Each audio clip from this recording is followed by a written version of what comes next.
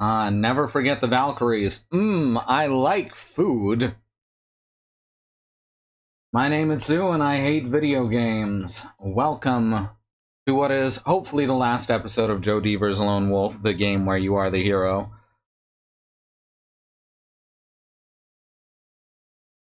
Again, I say this not because I'm not enjoying it, because I am greatly.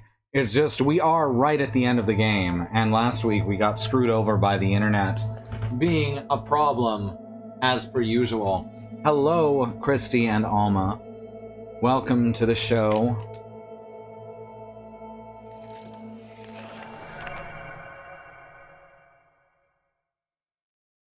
We're going to write our story from here.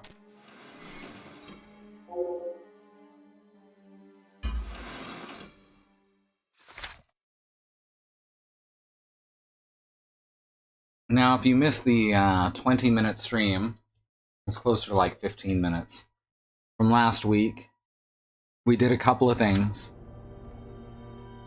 We punched a guy with a stick with a rock on the end. That's called a mace. Alright. And now we've got like the best mace that Griegel made for us.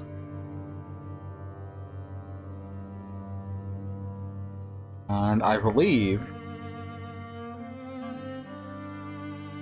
Well, we'll start from here, even if we have read it once, it's fine. For those of you watching on the VOD, I don't apologize. This is a necessity. You can skip ahead. What are you talking about? Upon emerging onto the third floor, you find yourself standing in a vast chamber. The air hangs heavy here with the cloying stench of corruption and decay. The taint of undeath fills this hall like a vile and translucent incense that wafts through the gloomy half-light. It distorts all detail. Its dark walls are emblazoned with crimson banners bearing strange and unsettling sigils. Every flag is different to the next, and they each have a specific significance. You recognize them as Vordak sigils, and a sudden chill runs the length of your spine. The third floor could be where the undead sorcerers of the tower are stationed. Here, Abysmal itself may have planned its raid in the temple. You've already faced many of its undead brethren, including the ones that were guarding the Sommersword, but you cannot be sure about the remaining numbers. As ghastly as this hall may be, you have little time in which to examine its depths and seek an exit.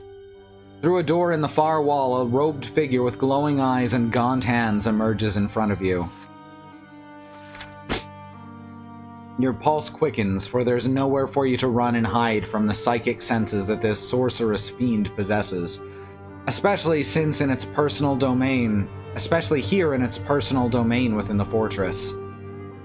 You steel yourself for the deadly combat that's about to commence. Cloying is another one of those words I don't feel like I hear except in spooky books. That's true. It's not common in day-to-day tongue.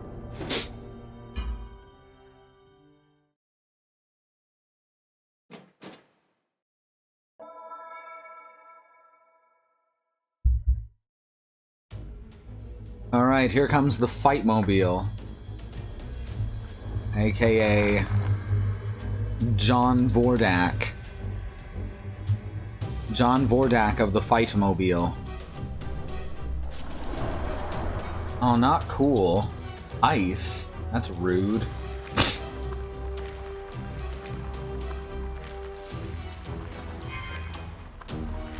Oh, fuck. I can't believe I fucked that up. Well, we're screwed.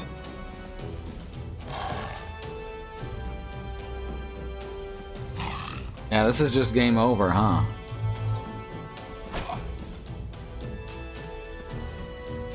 Even my regeneration is halted. I can still wince.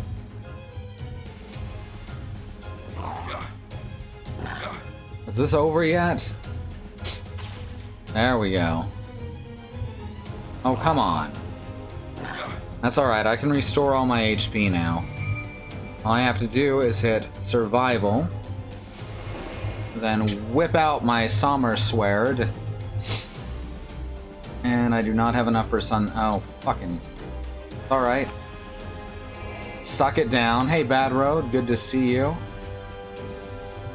As I was saying, whip out the Sommer Sword and cast Sunstorm.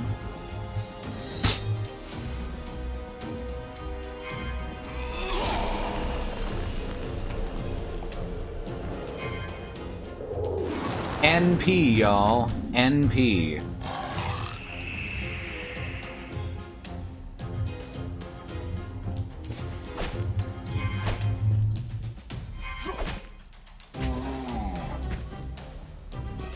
I was hoping I'd get the finisher there.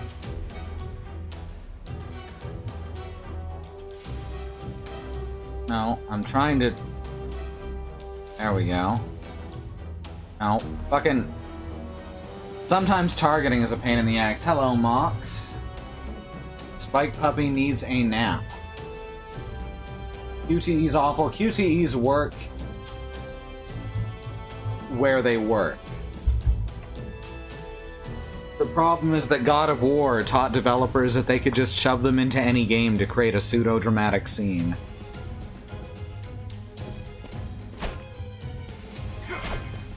In this game, I like it. It's just mainly because it is in fact the game's main mechanic.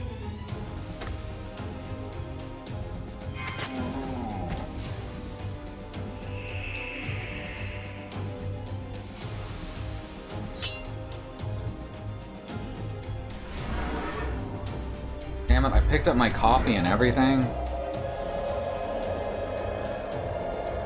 We gotta be ready for the next action. There we go. Fuck that guy. Kick him in his zombie face. What an asshole. Oh, come on. A second attack? Really?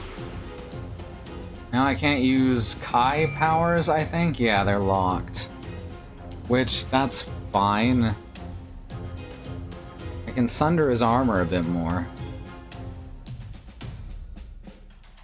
Sure. I think he's susceptible to 2 levels. Apparently not.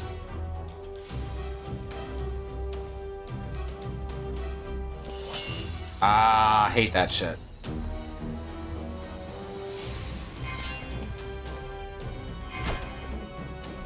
Get out of here, you wiener.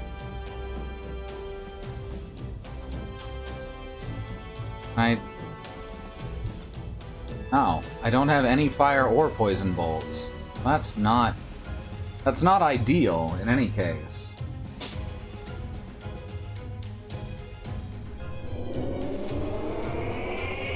Aw, rude.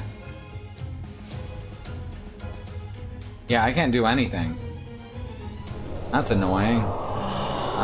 We might have to do this one again.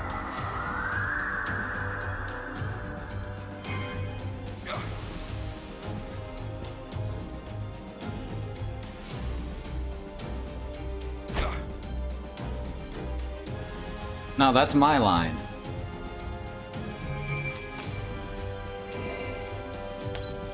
You know, where I hit you with the mace? That's my line. Camouflage.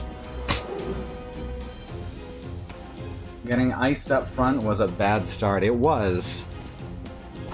Fortunately, it wasn't just RNG, it was actually my flub, so I'm not, like, irritated about it. Like, why be mad at when things are doing what they're supposed to, right?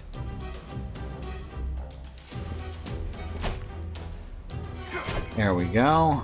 Hit him real good. Preferably in his big jerky face. Ooh! Oh, I love this finisher.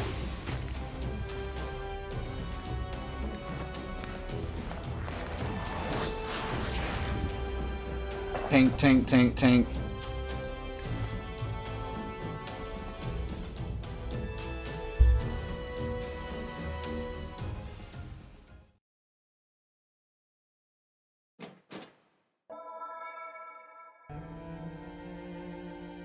Alright, we got some shit. Got some finest leather, we got ash steel, And a couple of not very useful elixirs, that's fine, they'll sell. Although victorious, you're left bloodied and drained. The Vordak residue is now searing the floor of the chamber behind you. Its heart gem burning angrily as the visceral ooze. Do y'all say visceral or visceral? I think it depends on where you're from. Eats through the cracks in the cold stone floor. As unstable as this tower already is, the damage that its acidic residue is doing to the supporting beams of the floor is sure to make matters much worse. Visceral, visceral, visceral. Residont? No, that's something different. It's time to move on, and swiftly. Vis-a-vis or vice versa? Why not both? You exit the chamber and pass by a seemingly endless line of cells that were used by the Vordaks. They're barely big enough for the chairs, study desks, and tall bookcases that are crammed inside each one. Whatever foul tomes you might find in these cells, you're determined not to touch them. During your search for the stairs to the next level, you come upon a Vordak cell with a closed door and something you've not yet encountered on this floor. A dead Dracarim soldier. When you approach the closed door and the corpse lying close by, a familiar-sounding hum and a gentle vibration captures your attention. Your Scianti cube is glowing. It's reacting to something in near proximity. Whatever it is lies behind this closed door is causing this reaction. It must be significant, for the Drakkar appears to have given up his life while attempting to enter the cell. You're mindful that there could still be more enemies occupying this level, and yet your cube has been an infallible guide thus far. You sense that a secret of the Scianti lies beyond this door, and you have a burning need to know exactly what it is. I have a mighty need! Alright. Take our time to analyze the lock. Realize that survival skills may be needed here. That's a good one. Know that you need to get rid of the lock, and you need to be quick about it. Alright, survival it is.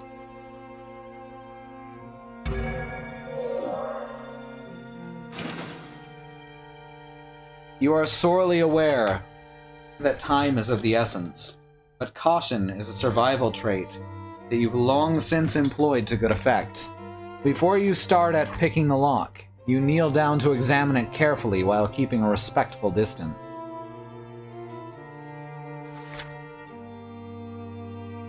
It only takes a few seconds to notice a thin, almost clear layer of oil that's coating the lock and its surrounding metal plate. The discolored face and hands of the Dracarim corpse alert you to the fact that this oil is a deadly poison. Using a scrap torn from the Drakkar's ragged tabard, you spit on the cloth and wipe the lock as clean as you can. You may not have removed every last trace, but you've cleared enough to be sure that it's now safe to proceed. Let's pick that shit! Pick it real good! Pick it up, pick it up! Alright, let's see if we can no-scope this again. Alright, we grab this, move it here. Oh, not even close. Oh, pretty close. Oh yeah, didn't even break a pick, again. Ah, I really am the master of unlocking.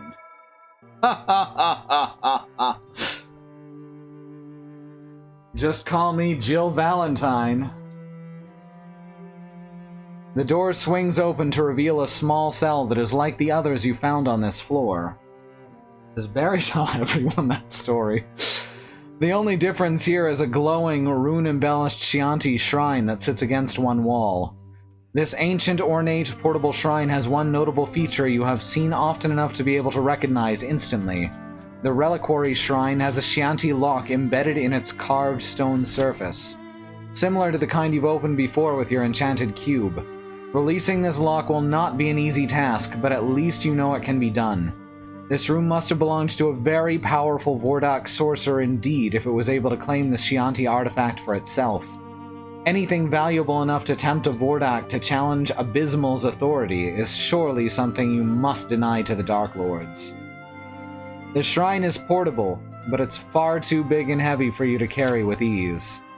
You'll need to solve its lock puzzle, open its hidden compartment, and take whatever you find inside as far away from here as possible. I'm gonna solve this lock puzzle! Frisbee, don't bark at the door.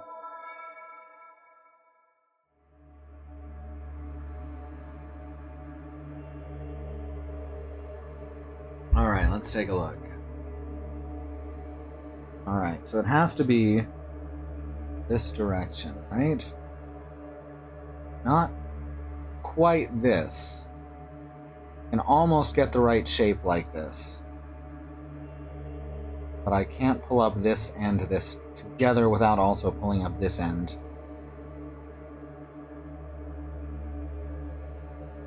How about here?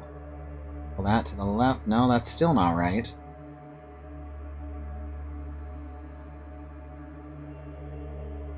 Try this way. See, I like that I can make these now that I know how the whole thing works, I can make these calculations. Can't pull that out without disabling my ability to pull this upwards.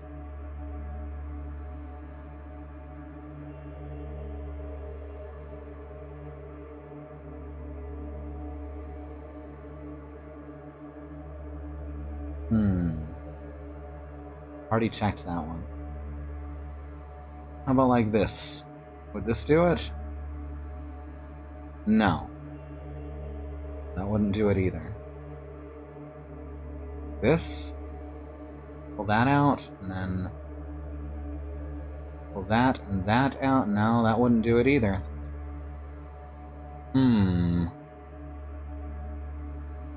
This is interesting.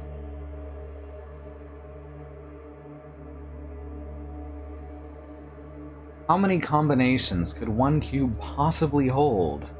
The answer may surprise you.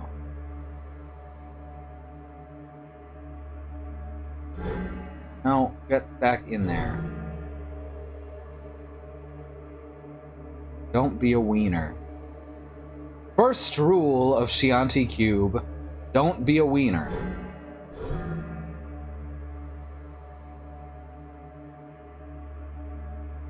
Pull that out, pull those two out, and then pull that up.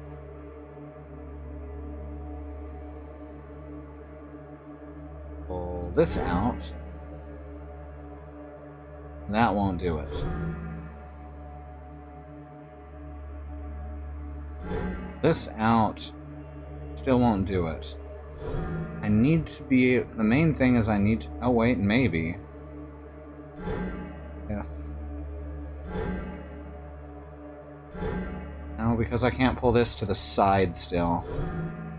Damn.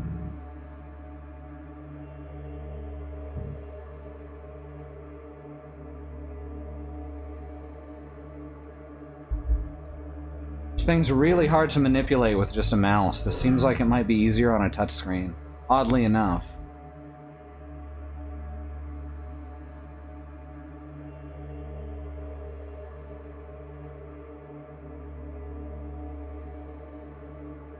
Like that? This out to this.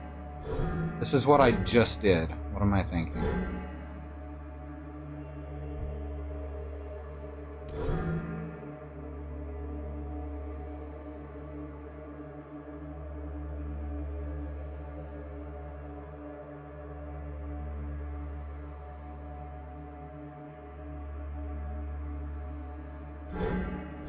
Having trouble finding one where I can pull just 2 blocks up at the top.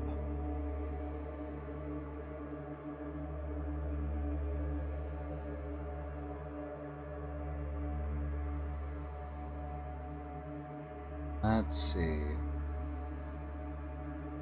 That's what I need to be watching for, is the ability to pull 2 at the top. I can do here, but then I can't pull anything out to the right. Not like this. No, still can't pull anything out to the right correctly.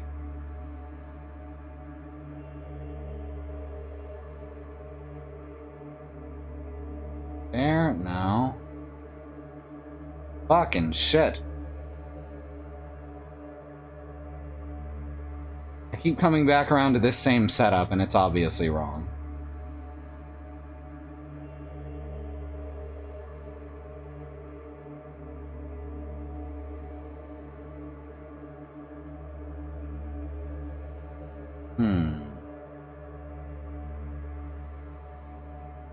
Anyone have any ideas?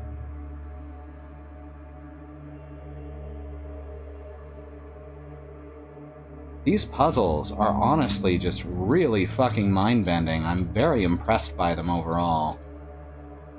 I ain't even mad. These are just legitimately fucking difficult. Need hands on the thing before I can do it. Yeah, I think I'd be better at it if I could actually touch it too.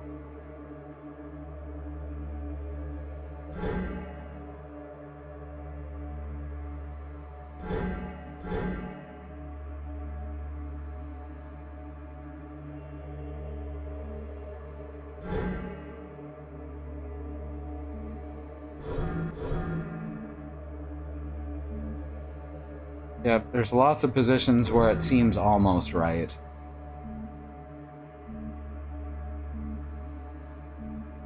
Need to be able to pull that middle one, that whole middle one up. That's something that my brain was not clicking.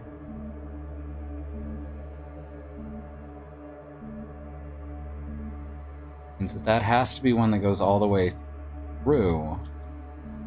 That is this one.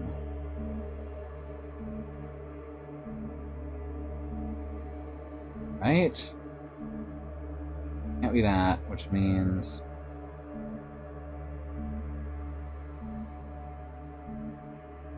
like this? No. No, not like that. Like this. But that can't be right either.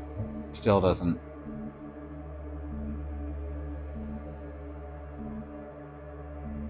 Means this way, right? Not quite. But like that? No, don't do that. There. And then this one goes up. This one comes out. Booyah!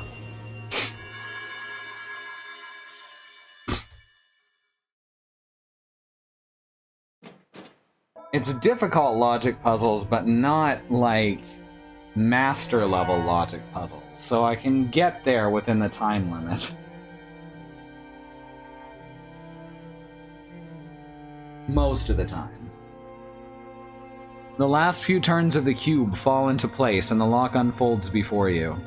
Stepping back in case the compartment should contain another trap, you hold your breath and wait for it to complete its opening sequence. The first thing you realize is that the shrine does not harbor any priceless treasures or powerful magic artifacts. All you find is a small notebook written in the ugly script of the Black Tongue. Just as the words of his foul language are painful to the ear when spoken aloud, they are equally painful to the eyes when read. Even so, you need answers, and this book was valuable enough that its Vordak owner protected it with a poisoned lock and an ancient Chianti sorcery. What? No. I leaned on the keyboard. Taking great care not to touch it with your bare hands, you extract the tome from the shrine. Several pages of the book are filled with diagrams and notations too small for you to make out easily. The images are mostly of mechanisms and gears, the kind of sketches that you've seen before. These have been rendered with an imprecise hand, likely the work of someone or something that was hurriedly copying someone else's diagrams. Only one section near the end of the book contains any readable text, and you scan the words with trepidation. Things have been progressing much faster now that we have the female human aiding our efforts. Examining the device was a slow and costly process, but her explanations have greatly reduced the number of slaves we have lost to experimentation. You can hardly believe your eyes, but even as you read the passage from the start, its meaning does not change. You had hoped to find Leandra still alive, but if what you've read is true, it seems that she may now be in league with the enemy. Is she working for them willingly, or is she being forced to cooperate against her will? Neither of these options is favorable, but no other explanations come readily to mind. You lift your eyes from the page and stare dejectedly at the far wall. However, the pressing need to know the answer to your questions prompts you to read on. I'm surprised that the device isn't capitalized. Well, you can't capitalize a device. It's a free spirit. The mechanism we captured has provided us with great insight into how the accursed Chianti channeled their powers, and how that power can be married to mechanical invention. The human has a gift, one she thinks makes her superior to us. I detest her arrogance, but I must admit that her work has greatly increased the worth of the prize we shall offer to Lord Hakon. It channels great power, and it may become a magnificent conduit for energies devoid of limitation. Though I would relish the chance to slaughter the girl myself, the Drakkar stays my hand. Gunzar has decreed that the fate of the human must be determined by Lord Hakon and no other. His greatness will surely take her and the device to Helgedad and give free rein to his Nadziranim to experiment on both. It is pleasing to envisage her suffering at their hands. Your blood runs cold. Whether she's been complicit or not, they mean to take Liandra away to the very heart of the Darklands. Gunzar has commanded me to chronicle all of our work and to include the girl's written insights along with the diagrams we've constructed thus far. But I know his real purpose. He wants these things to further his own ambitions. He seeks to offer to his greatness what we have accomplished and claim to be his, thus robbing me of all my due recognition and rewards. I will not allow this to pass. I shall conceal this notebook, where neither the warlord nor his feeble-brained servants can reach it.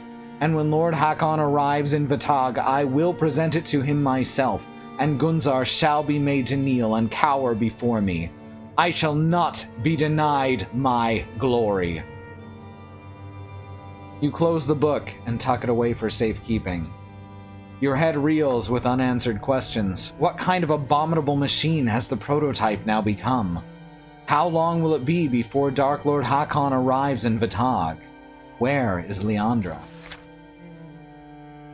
And perhaps the most impressing question of them all, has Liandra willingly joined with the enemy and become a traitor to Sommerland?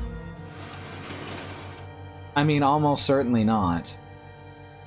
That would seem like a really bad ending. Maybe it's possible that it can happen? Like, if you're a complete ass to her?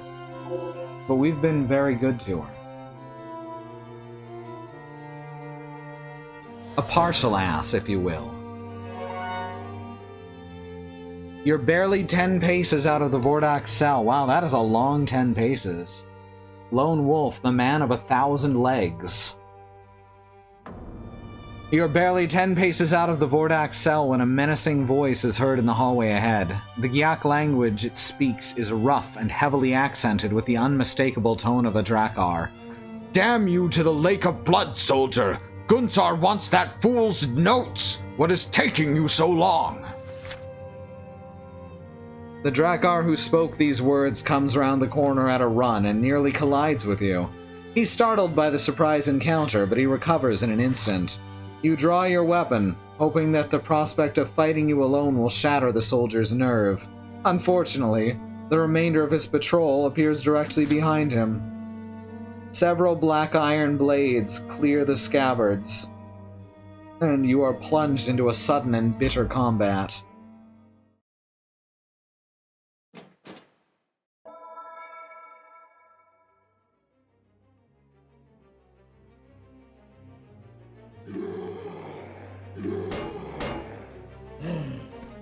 Your patrol is tiny. Look at these tiny guys. Look how small they are.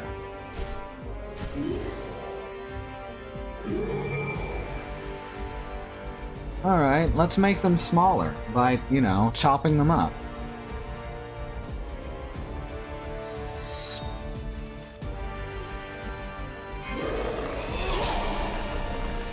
Poison or no poison, I'm the guy with a sword.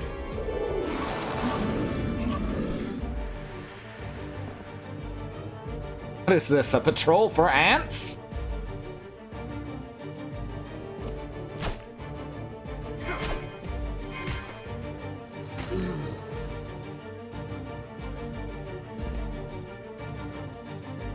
Oh, that's it. You know, when he said that the rest of his patrol was right behind him, I expected more Dracarine.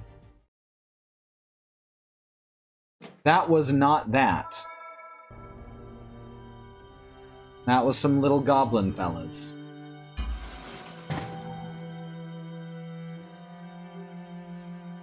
Ooh, Fryland pie. Is that like fried pie, but made from land? Stepping over the bodies of your fallen foes, you spare the dying Dracarine further consideration.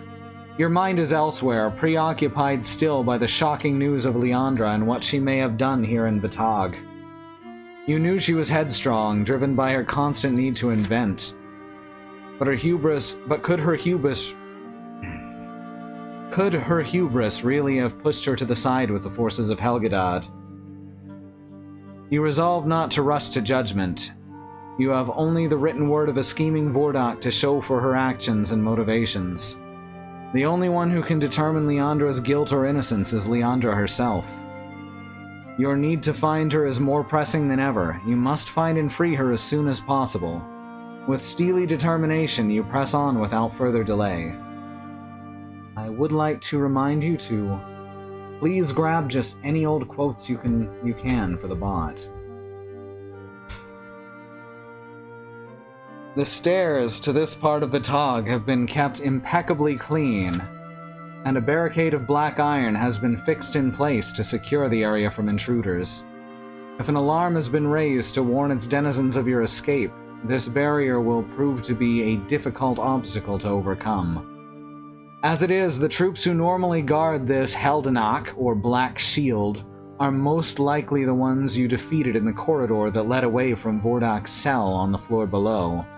With the Heldenak seemingly abandoned by its guards, you slip with ease around the metal plate barrier and ascend to the 4th level of the Tog above. Following your encounter, you suspect that this level may be occupied by many Dracarine. The heavy furnishings, weapon racks, and lingering smells of furs and leather armor serve to confirm your suspicions. This floor of the Dark Tower has been allocated for the use of the Dracarine elite, its officers, the best of its troops. Fortunately, the guard posts located near to the first few rooms you come across have been abandoned. You discover why this is so when you hear the mumbling of low voices echoing somewhere in the distance. Cautiously, you advance toward a large hall where you see more than a dozen armored men, their faces hidden within skull-like helmets of black iron. They're gathered together to listen to the words of their fully armored commander, who is addressing them from a platform constructed of crates that have been set against the wall, also apparently constructed of wolves, according to the illustration. Thank you, Christy. The commanding officer pounds his fist on the wall as he speaks. His booming voice is filled with anger and frustration. Too many patrols have gone missing. The halls of the they've just given up on putting it in Gyok first, and then translating it afterwards. Too many patrols have gone missing. The halls of the lower tower have been silent for too long. This can only mean one thing. The assembled Dracarine murmur uneasily amongst themselves. Your name is spoken with dread several times before their commander silences their fear-filled chattering. He has escaped. He is on the loose, and he is picking us off a few at a time. The promises of the Vordaks have proven to be empty and worthless. Their magic has not suppressed him, and now he's running rampant through our fortress. The gathering grumbles with bitter discontentment. We must stop him before he goes any further. This floor is where he shall meet his doom. Gather the others. We must put an end to this Kai whelp once and for all. Lone Wolf must die! The sequel to Joe Deaver's Lone Wolf, the video game where you are the hero. Joe Deaver's Lone Wolf Must Die, the video game where you die. Several of the Dracarine draw their weapons and cheer loudly, roused by their commander's chilling words. Their battle fervor spreads like wildfire until the whole chamber is howling for your blood with swords and axes raised high. Until I can lay the Kai's corpse at our master's feet, the commander shouts above their raucous battle cries. "Everything we have seized from Rockstar and all our trophies of conquest shall remain securely under lock and key." His words serve to sober the bloodlust that's sweeping the chamber. Clearly, they will not share the spoils of Rockstar until you have been overcome. "You will not receive your share of the loot until the floors of Vitag run red with his Sommerlending blood." This chamber is filled with angry Dracarim, and all of them want to see you dead more than ever before. They pose a daunting threat, but they are not beyond all possibility of being defeated. In the cramped corridors of the fortress, their heavy armor severely impedes their movement. Will you face them here, or will you try to evade them in hopes of escaping from this level before they realize that you're here among them? The time has come for you to decide.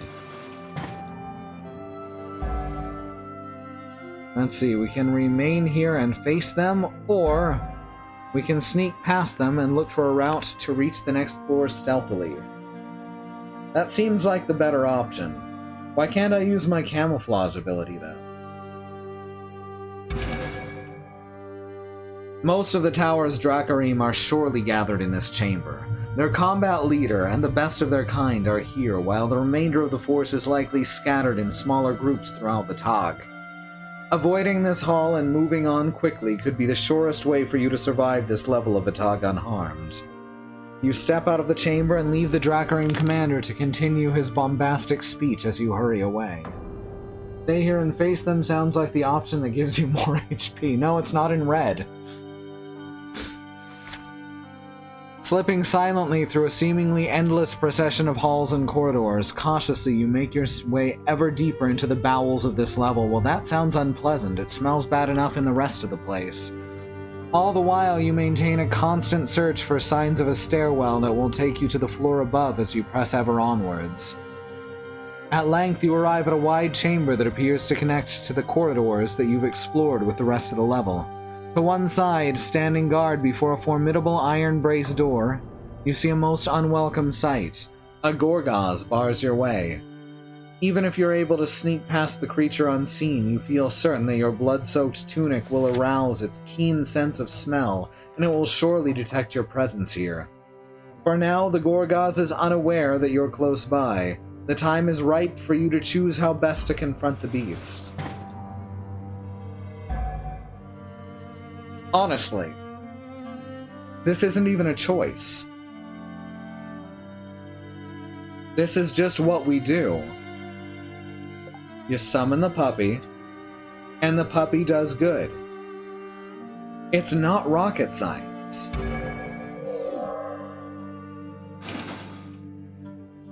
As you look all around for alternative courses of action, you are sorely aware that with every passing second, the Gorgaz becomes ever more likely to detect you. Then you glimpse a shadow moving swiftly beyond a window set into the high wall above the savage sentry. Hey Andy, good to see you. We're summoning a puppy.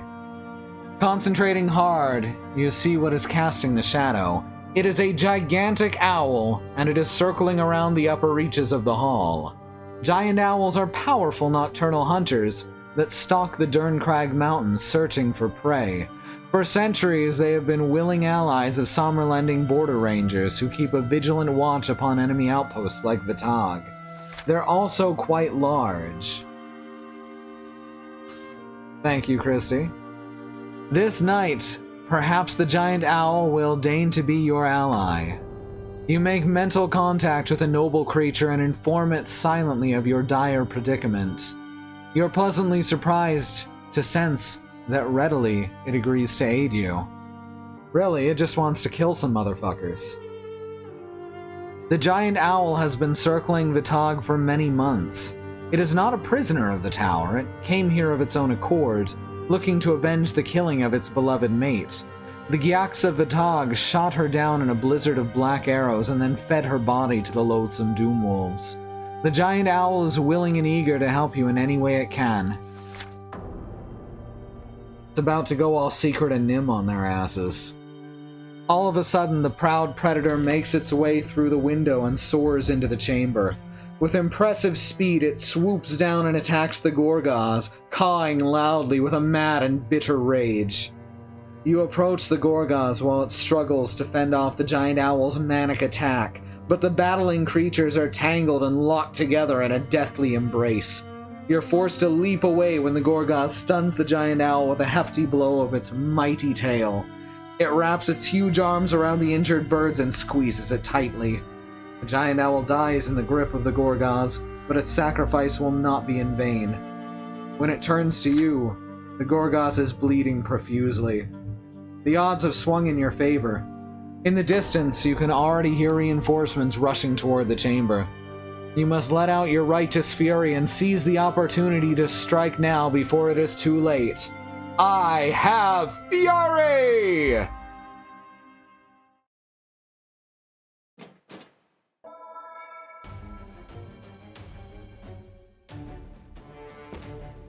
Alternatively, righteous.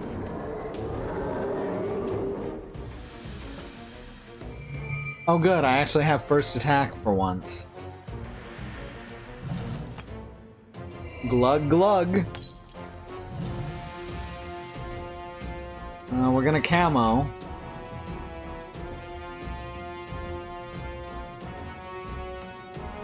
And then we're just gonna get in all the critical hits.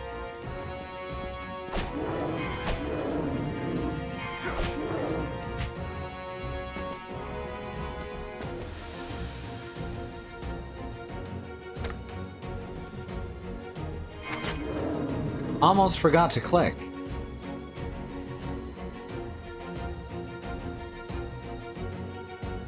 Sure, let's do the big one, just because we're trying to train it.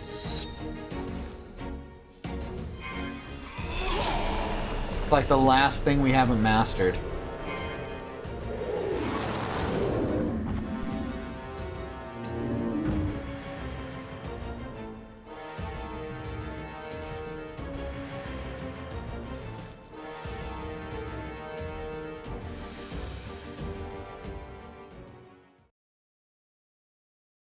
Not a bird, he's a bean.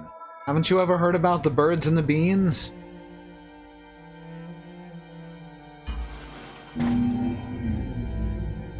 Finest crossbow bolts, that's good. I would rather get some burning or poisonous ones.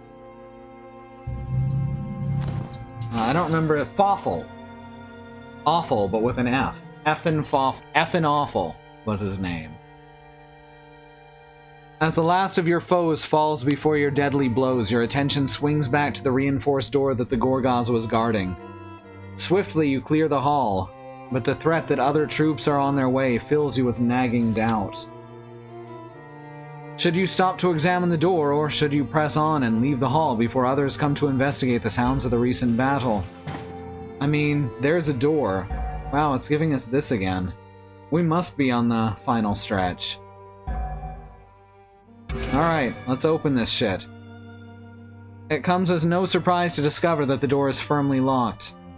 Having decided to stop to examine it, you're tempted to try and open this mysterious portal. Deft lockpicking, a stout blow in the right place, or simply the use of brute strength. These are the options that are now open to you. I mean, I'm really good at lockpicking.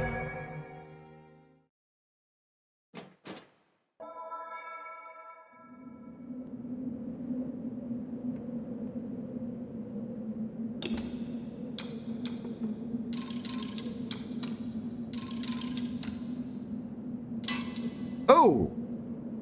Broke one. Only 31 left. Oh, this one's harsh. Got there, though.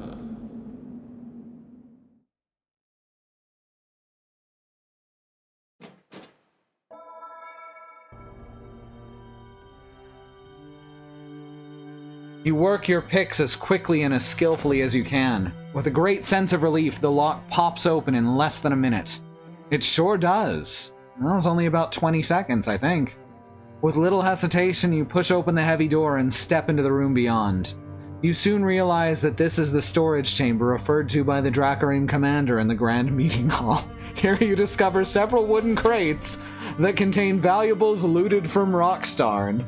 The stolen treasures that fill this room have been acquired at the cost of many innocent Sommerlending lives. I guess I shouldn't laugh then, I should be more solemn. But I'm just gonna take all the shit that's supposed to be a reward for killing me. You console yourself with the thought that their murders have for now, at least in part, been avenged. It's a cold comfort, but it serves to temper the anger you feel at their needless loss.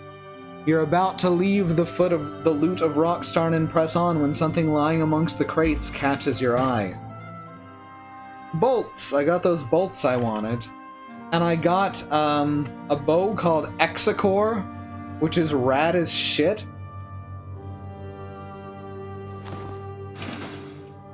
You're leaving the storage room with your new prize when a darkly familiar voice catches you by surprise. Along the corridor, you traveled in order to reach the chamber. You hear the gruff voice of a Dracarine commander. He's accompanied by several troops. Dok Nark Ek Dok Gudrak Dok! Hey, they're doing it again. There he is! Get him! Tear him apart!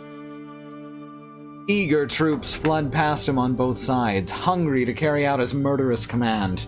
It's too late to evade them or seek cover from this ravening horde. You must stand and fight them to the death. To the death!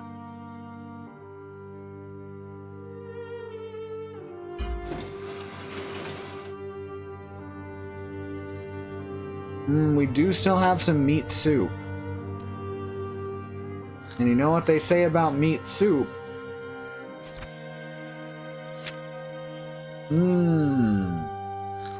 Meat soup.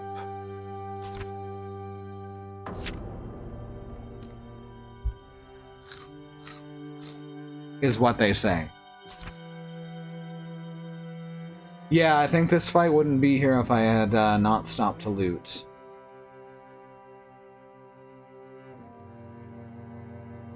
Yeah, this is currently more powerful. Might be able to head back to Quigley, whatever his name was. It's not Quigley. And upgrade it. But for now, we have to do this fight. Probably not Quigley. He is down under the tower, though. Qui-Gon? Probably doesn't even start with a Q.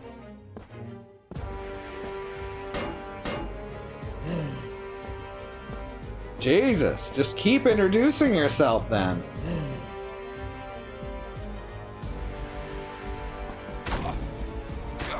Oh good, now I'm on fire.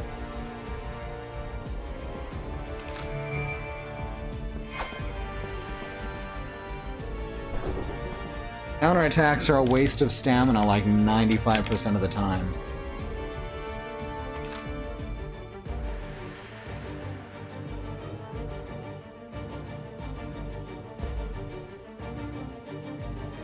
Shit, let's camouflage, potion, sword. Thank you, Bad Road.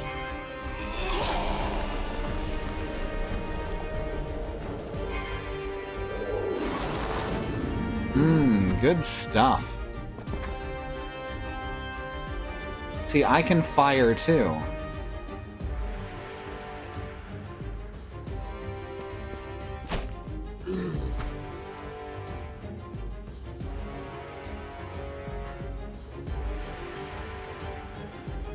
Alright, can we take him out on the same turn? The answer may surprise you. 666 damage.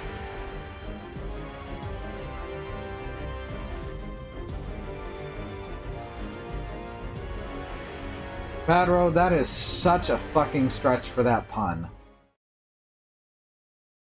I can't even be angry.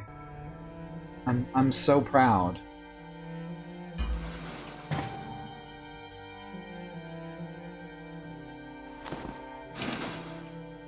Forcing your way through this level of the tower has been far from easy, but you have come a long way and now you feel certain that the stairs to the level above can't be too far. You press on along a dark passageway until an unexpected pressure descends upon you. Your limbs feel heavy and your eyes begin to close of their own accord. Knees weak, Palms are sweaty, there's vomit on my sweater already, mom's spaghetti. Every step you take is becoming much harder than the one which precedes it. You manage only 5 more steps before you collapse in an unconscious heap on the cold stone floor. Stream's muted now, by the way. After what feels like an eternity of darkness, your surroundings drift back into focus and you find yourself in a familiar setting. Your monastery. Again, there's no comfort to be had from the ashes, no solace to be found in its thick granite walls. That's some thick granite. With 2 T's. This is the forsaken place that dominated your nightmare before. The sound of footsteps echo in your ear. Then, from out the shadows, emerge 3 sinister silhouettes. 2 walk toward you from the left side, and a third approaches you from behind. These beings are known to you. They're the dark dreamings of yourself that have no faces, and yet possess hauntingly familiar voices. They draw closer and begin walking in a circle around you, each shadowy duplicate uttering chilling words with a somber and menacing tone. Exactly, Bad Road. That's exactly right. Hello there, Eludia. I hope I'm pronouncing that right. Thanks for coming to check us out this evening. All this suffering, all this loss, whose fault is it? Says the first one. The second continues where the first leaves off. Is it Vanitar's fault? Or is it the fault of the Brotherhood of the Crystal Star for not stopping Vanitar before he betrayed you all? Perhaps, suggests the third shade as it comes into view, the fault lies at the feet of your masters for not being strong enough to prevail. Abruptly, the figures cease walking and form up in a line before you. Flickering shadows swirl all around as if the monastery were still ablaze with a fire that you can't see or hear or feel. Hey Xenon, glad you could make it. No.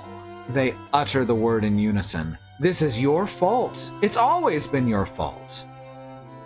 The silhouettes mingle and merge into a whirling black cloud, and you're knocked backward by a sudden burst of energy. The cloud condenses into a solitary and lightless figure. Oh, I thought I was going to have to fight 3 of them for a second. In dreadful harmony, the 3 voices cry out. One is filled with rage, one with guilt, and a third is devoid of all trace of hope.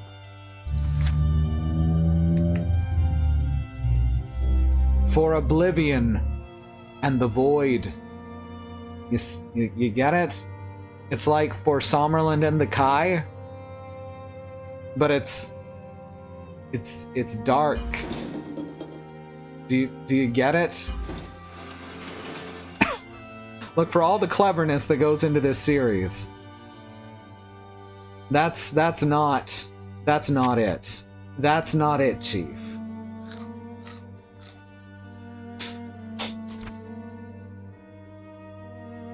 Alright, let's give this a shot.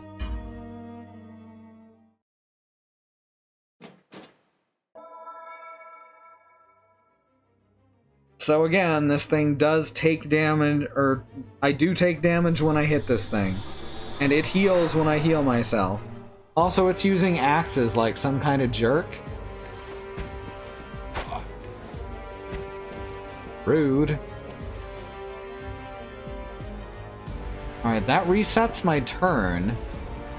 What else does it do? I'm actually not sure.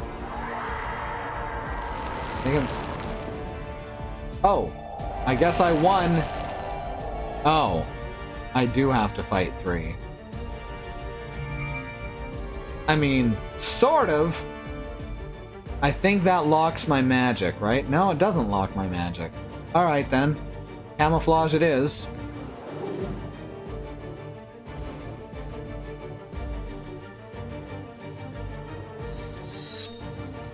Well, let's find out together, shall we?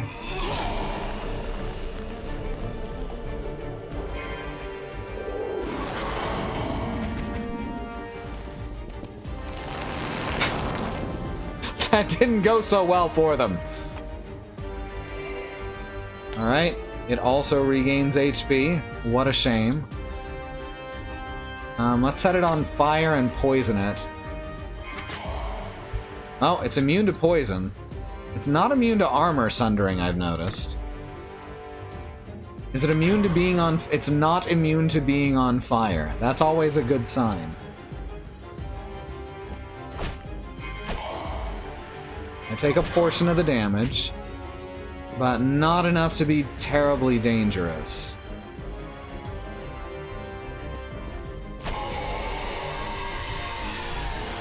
Hey Riz, glad you could make it. AoE is the spy check of fantasy games. You damn right. Take that. Sky is the stealthy one, right? Thank you, Bad Road.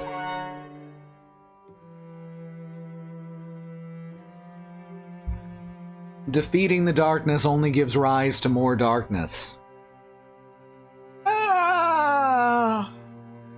You know...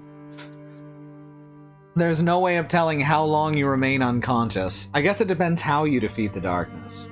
I, for instance, have taken antidepressants, and that, helped me a whole lot. Take care of your mental health, everyone. There is no way of telling how long you remain unconscious, but when finally you do stir from your sepulchral slumber... Oh, that's a good word. Sepulchral. The thin window high above is lightless still. The night sky lies beyond. For however long it was that you were unconscious, it's clear that the sun has not yet risen. Either that or it's been a full 24 hours. It's a blessing that you were not discovered while you lay helpless on the floor. Slowly you get to your feet, trembling and a little groggy from the ordeal. A worrisome thought enters your mind. Have you finally overcome the amulet's power? Or will it be able to lay you low again when you least expect it? For now, there is no sure way of knowing. The need to press on fills you with a renewed sense of urgency.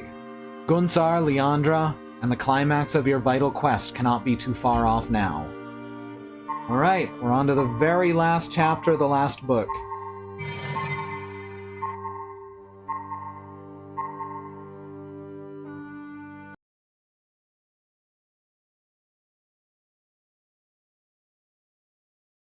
I apologize, everyone. It appears that our internet has broken yet again.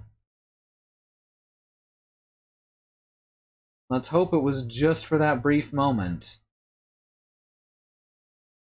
It seems to be clear now, but we lost about 4,000 frames.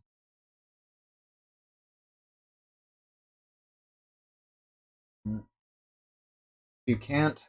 Anyone who can hear me, please inform the chat. Alright. Please inform the chat that anyone who cannot see the stream should pause and unpause or refresh the page. Okay. Thank you very much, Christy. And let's hope that doesn't happen again. Alright, so we gained 2 intelligence, 1 dexterity.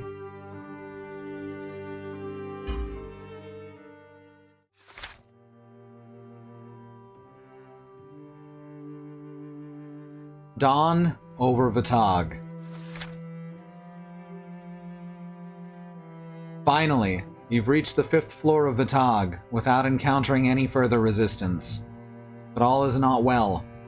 You feel feverish and your skin is chilled. At the corners of your vision, shadows dance with a will of their own. Colors bleed into each other. When you focus hard, you can banish these apparitions, but the moment your concentration slips, and the world about you swirls and twists anew. The insidious effects of Gunsar's Shanti amulet linger on. Now, in addition to the foes you may yet have to face, you must struggle to keep control of your distorted perceptions. You draw a crumb of comfort from the knowledge that the force of the amulet's magic would have slain a lesser mortal. What is real? What is illusion? In this terrible place, perched at the edge of the Darklands, is there any difference? Steeling yourself, you find the strength to proceed. You're approaching the top of this dread fortress, and your perilous journey is coming to its climax. Ahead, you see a polished stone corridor that leads off to the west and the east. Arched windows are letting in a thin radiance of waning starlight. Somewhere in the far distance, you can hear the desperate Dracarine voices. You cannot make out every word spoken, but 2 sentences pierce the din of the echoes clearly enough. No, we didn't get the cursed amulet. We, were cursed by it. It was on the, commander, and when we tried to run him through, he managed to blast us with it. Dex Tanuts! The east quarter is safe. Just a second, I need a cough drop if I'm gonna bark that shit out. Oh, wow. Fortunately, I have cough drops right here.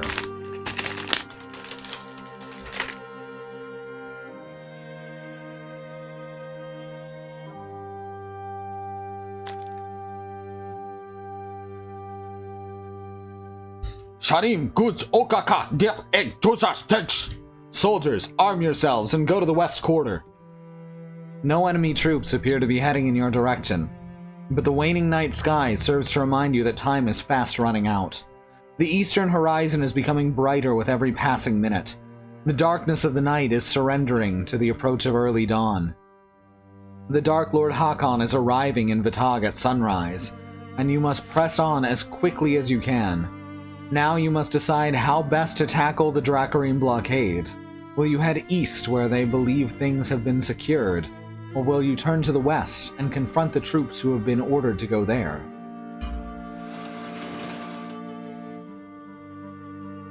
Oh my god, they're still having me go all the way back for a shop. Oh, that's annoying. We're gonna do it though, because we need that upgrade. One. Yeah. As soon as it slowed down, I knew it was gonna happen.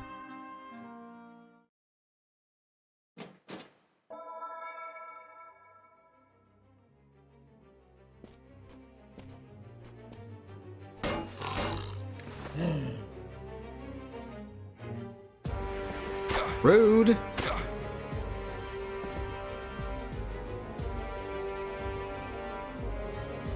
Also rude. Don't get all bappy at me.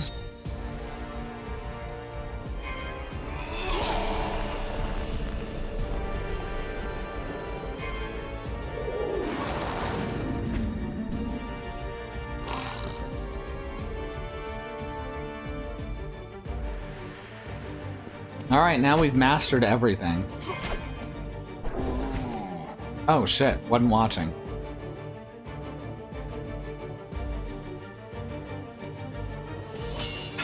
Rude.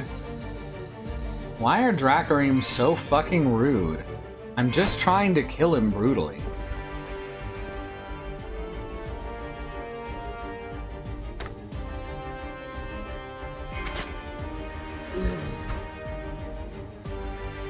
Thank you, Bad Road.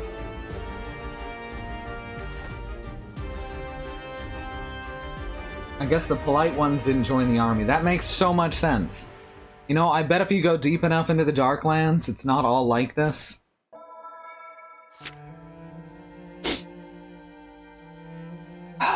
You plunge the Somber Sword into the ground, causing discharges of Divine Fire. Inflicts fire damage over time. Okay, so it's more fire. Of course it's more fire. It's always more fire.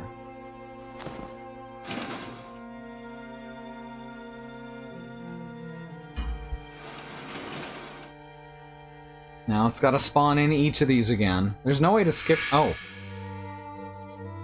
There is a way to skip this. Apparently it's right-click instead of left-click. Thank you, Mox. Oh my god, so many random encounters. So many friends.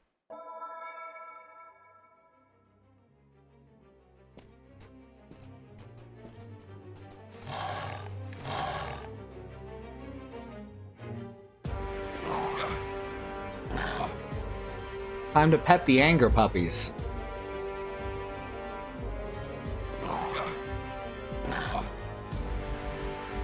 Oh shit, now we're really bleeding.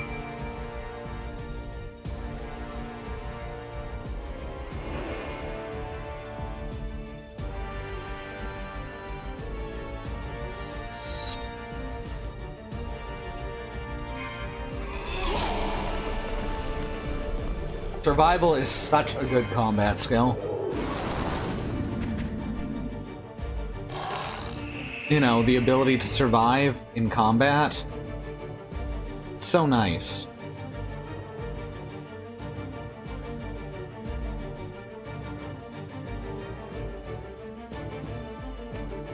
Oh. What an asshole.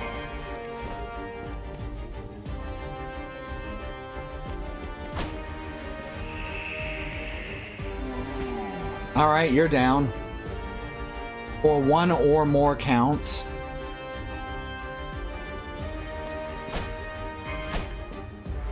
Give me all my MP back, please. Or at least a huge majority of it.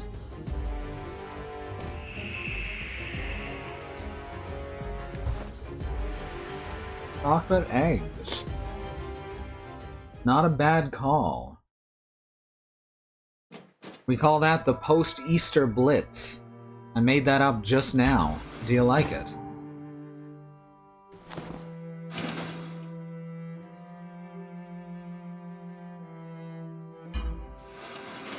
All the way back to the blacksmith.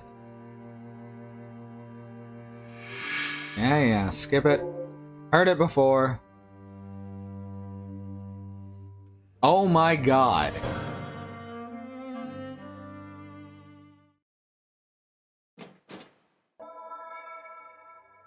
This is ridiculous.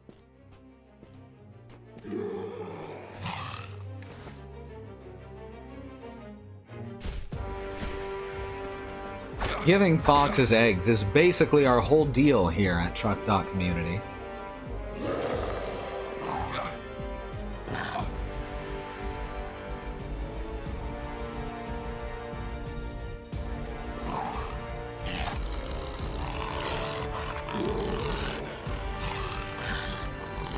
Fuck! Oh, that's so annoying. Drank that.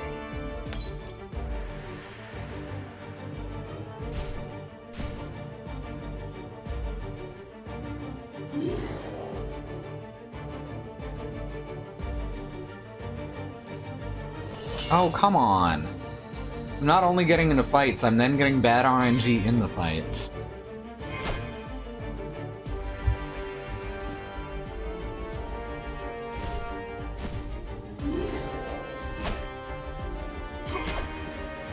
Fuck, missed it. That's fine, I'm at full MP anyway.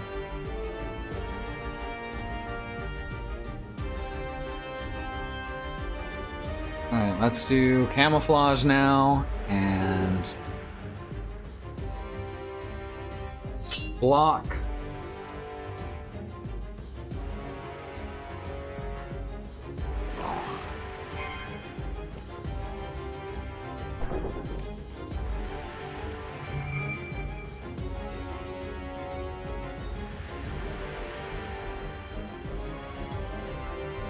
Single target Somber Sword attack.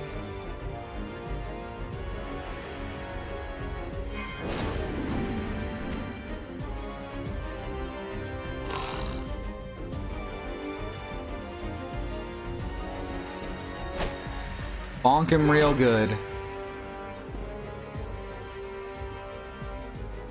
And finish him off.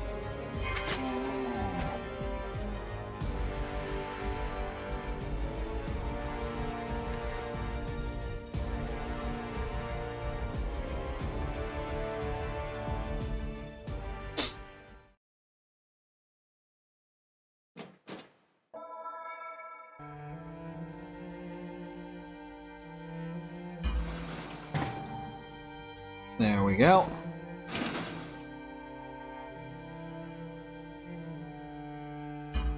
And now, if we can please...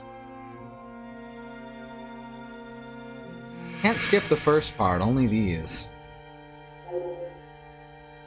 And let me guess, one more fight. No, we got there. Finally.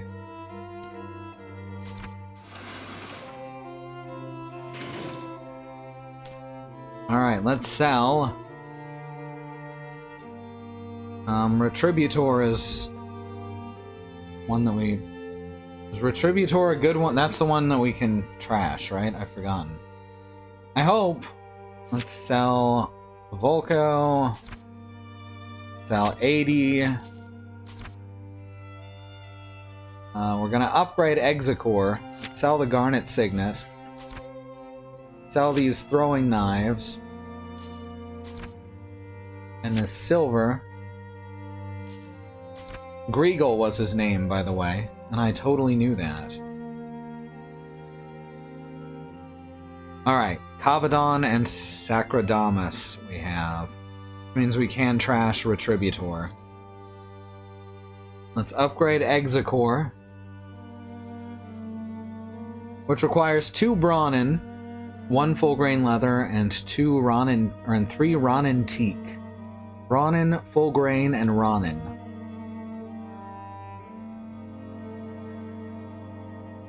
Two Brawnin.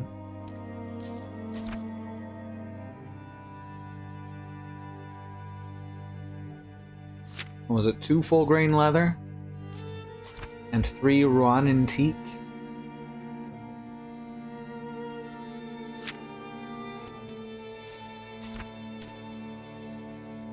Upgrade Execore, which still is not as powerful as my current one, but it's got a higher crit rate. Just need 1 King's Leather for the next level, though, and that will make it more powerful.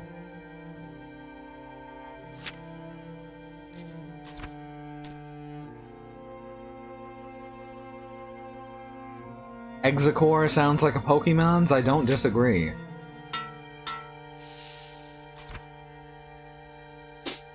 Three King's Leather and want 2 Hardened Brawnin to max it out.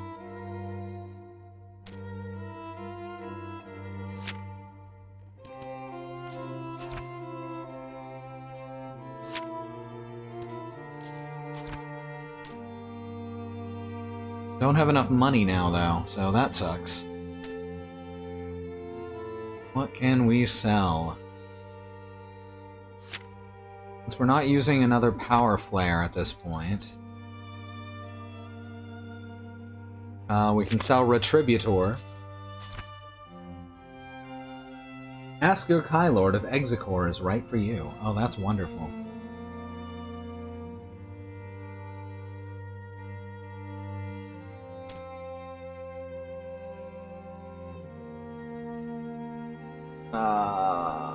Yeah, let's max it out. Feel like I should have been more worried about my melee weapon, but oh well.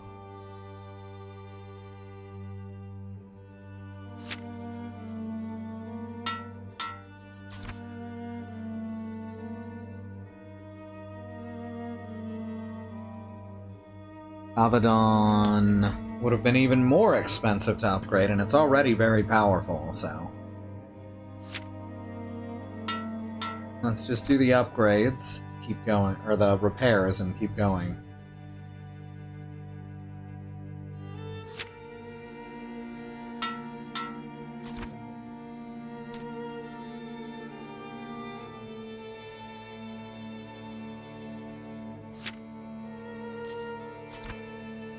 Sell some of the lower level crafting materials.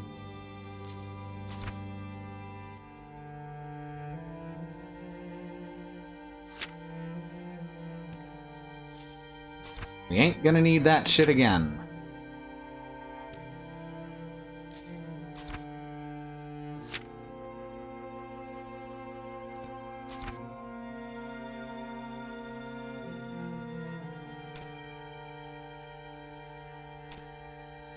And now we can rest, and a good thing to do when you rest is to actually rest. So we'll be back in about 3 minutes. And you don't go anywhere.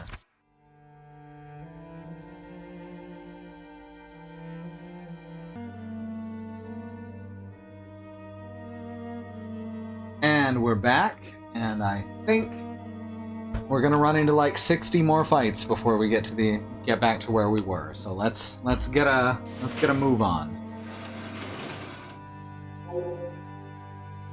I know there's only 1, 2, 3, 4, 5 opportunities for a fight. We're still gonna manage to land 60 of them.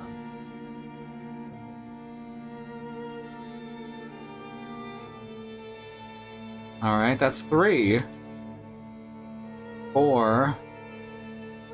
Wow, no fights. I guess we really cleared him out. I guess we better have after how many people we slaughtered the first time. East Quarter or West Quarter? We confront the people in the west, or we head east where they believe things have been secured. Let's go east. Maybe we can get the drop on them.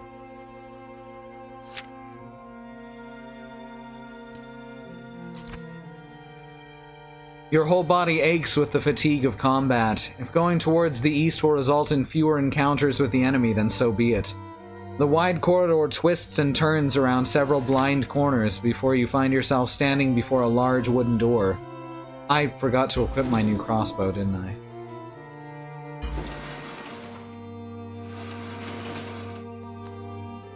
Good thing I remembered in time. It is a daunting obstacle. Large wooden door. This sturdy portal is banded with strips of hammered steel at the top and bottom. It's a daunting obstacle, one that will prove difficult to overcome by brute force alone. You twist the heavy iron handle, and it also apparently has teeth. These randomized drawings are great. You twist the heavy iron handle and give the door a solid push. It moves, but only fractionally.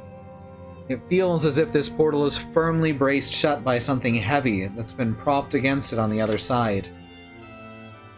What you overheard earlier could well be true. This quarter of Atog appears to have been made secure from intrusion.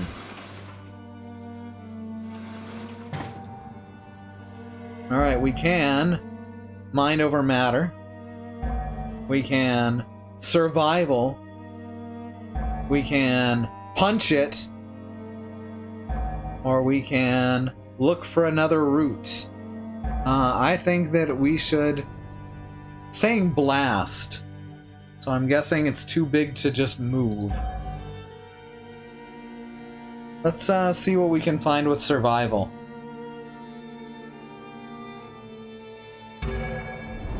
They're scared of Execore, wouldn't you be?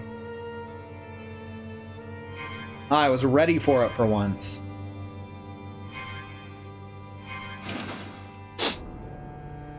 Although the door is firmly wedged shut and no amount of force is going to open it, all may not yet be lost.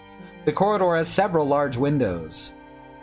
The sight of the imminent dawn is alarming, but the windows themselves give birth to a bold idea. You move to the closest window. Outside there's a narrow stone ledge, and far below you can see the jagged rocky base of the tower shrouded in a flickering shadow. A fierce electrical storm is raging, and bolts of blue-white lightning strike the crude iron plates that sheathe the tower's outer wall.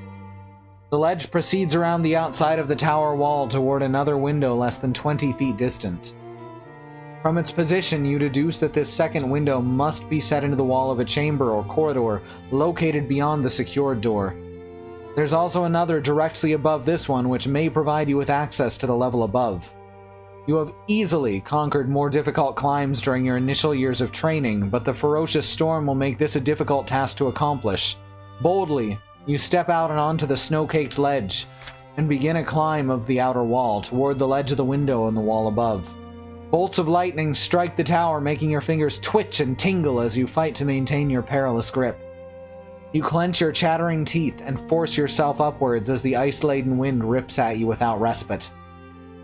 When finally you reach the upper ledge and haul yourself onto it, you quickly climb through, thankful to be out of the icy winds and safe from the terrifying lightning bolts.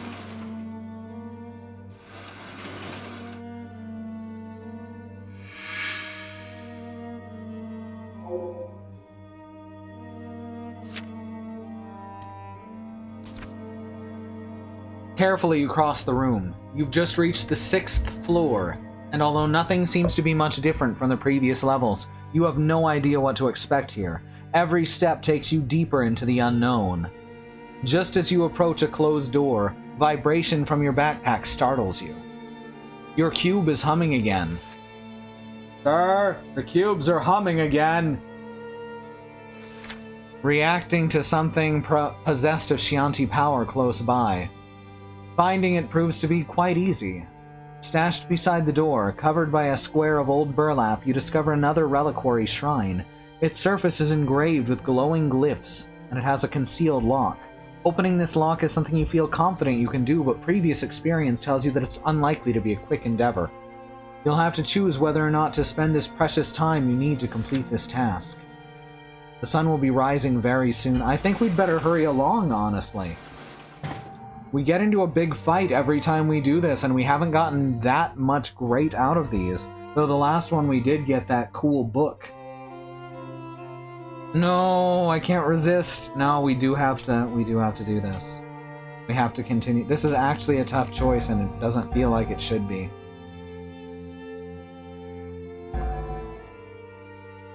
Oh, yeah. Let's keep going. Let's keep going. Let's skip this one. Shadows and distractions battle for your attention, making it hard for you to maintain your focus. You collapse against the wall, your thoughts wandering as to the reasons you're here. You concentrate as hard as you can in an effort to clear them from your mind.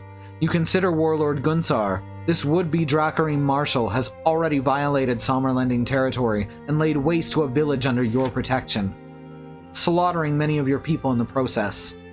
There is much blood on his hands, blood that you, as Friarl of the province, are honor-bound to avenge. Though he is clearly smarter and more ambitious than any Drakkar you've ever known, you must deal with him as you have dealt with all the others of his kind. You will find him, confront him, and put an end to his life once and for all. You vow to God Kai that justice will be done. All of your resolve disappears in an instant, when your mind's eye moves beyond the cruel face of Gunsar and settles to the softer features of Leandra. Your sense of righteous purpose fades away, and a tide of confusion floods into your mind. What has she done? What is she doing now?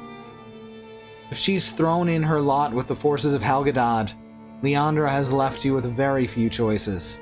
You dare not believe that Leandra is capable of siding with Nar and the Dark Lords, but with the twist in your gut, you have to admit that you've been caught out and betrayed before. You trusted her, but you cannot ignore the possibility that she's abused that trust and turned against you. Marshalling your strong will, you force yourself to banish the doubts and dizziness. Whatever the truth may be, you can only face it with a steadfast faith in your own convictions. You have to keep going. You must not torture yourself with what you do not know to be certain. For good or ill, all shall be revealed soon enough. Well, that's usually what it says right before the final boss in this stuff, right? It does not take long for you to realize why your mind is so clouded. You're in the presence of a powerful psyche. A malevolent intelligence is nearby, an entity with potent mental abilities that are shrouded by an aura of anguish. After regaining your focus, you find a passage leading deeper into this new level of the Dark Tower. These rooms are not like the chambers of the Dracarim. In place of martial trappings, this chamber feels cold and arcane, more so than the sorcerer's halls you encountered below. Keeping your wits about you and your weapon in hand, you approach the largest of these rooms with caution. What you find confirms your fears. A Vordak has been experimenting and performing dark rituals here, and patiently it has been waiting for you to arrive. "Welcome, Kai Lord," the robed abomination before you speaks. Its withered and almost fleshless lips move with each word, but its voice seems to echo in your mind rather than your ears. Before it can speak again, the Vordak is interrupted by the sound of fists pounding against a nearby door. I told you not to bug me when I'm entertaining the Kai Lord, Mom!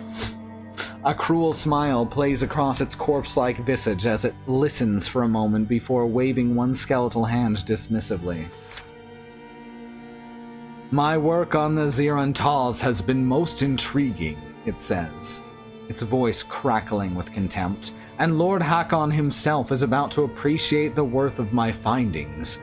It will be one huge leap toward our final victory, but first I shall deal with you, Kai Lord. Damn you, abomination!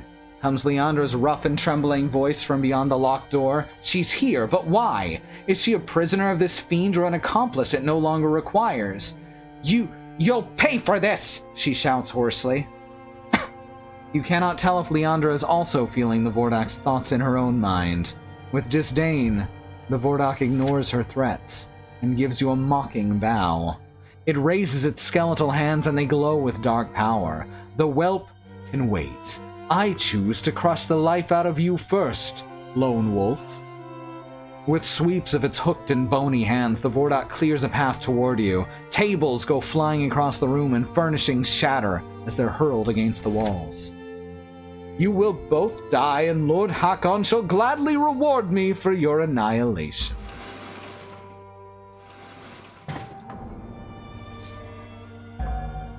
Well, we don't have weapon mastery. We can dominate our feelings and keep calm in the face of the enemy, or we can let out our rage and rush for the Vordak.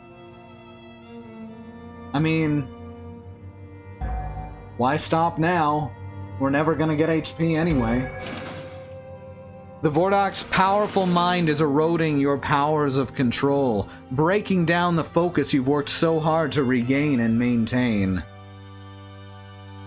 Although it costs you the initiative and allows the undead terror to strike you once with its war mace, calming your mind puts you in a better position to roll with the blow and launch a counterattack.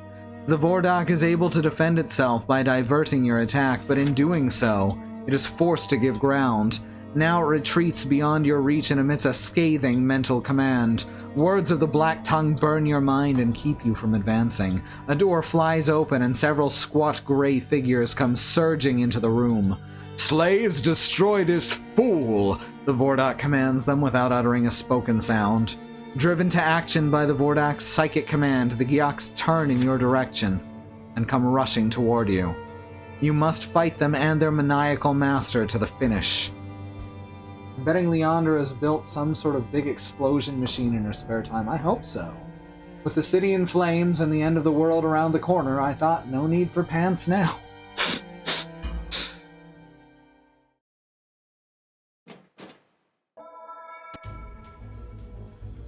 I'm betting that the thing she built isn't the thing they wanted her to build.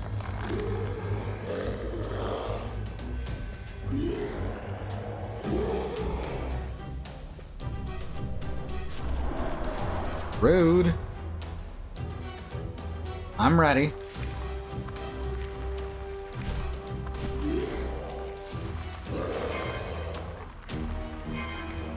Ha!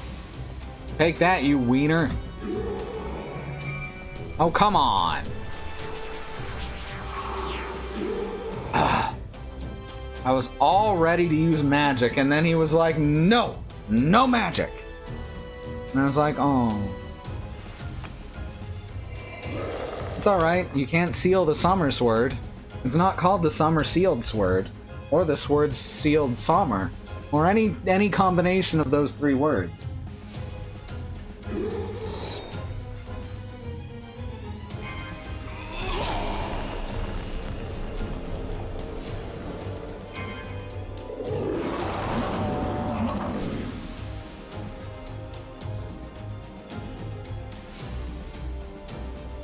Oh, he's very on fire now, so that's good. Can't be stunned, though. That's a problem, like William Shatner and Mastodon and such.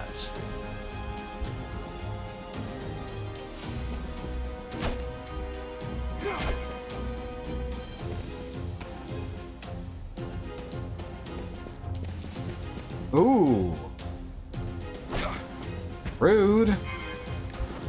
And it don't matter, I'm just gonna shoot him. Harrison Ford over here, can I just shoot the guy?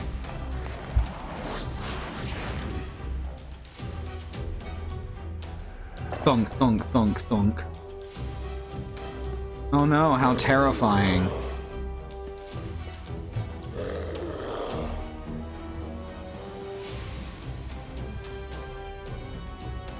I guess we'll start out doing this.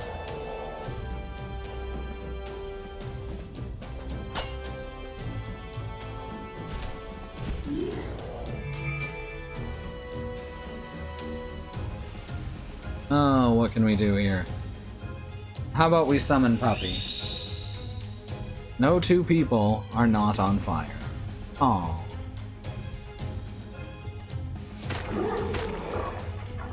Puppy time!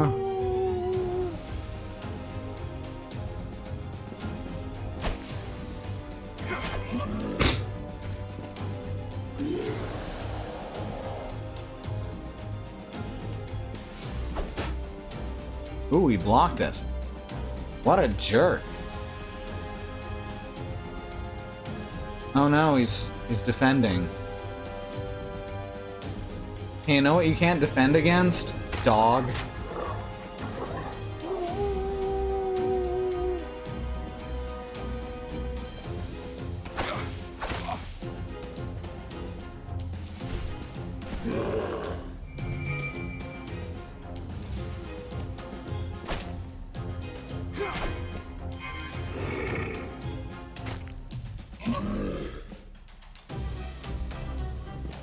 I think we won. I think Vordak are not that tough. I think they do a lot of damage, but they die quickly.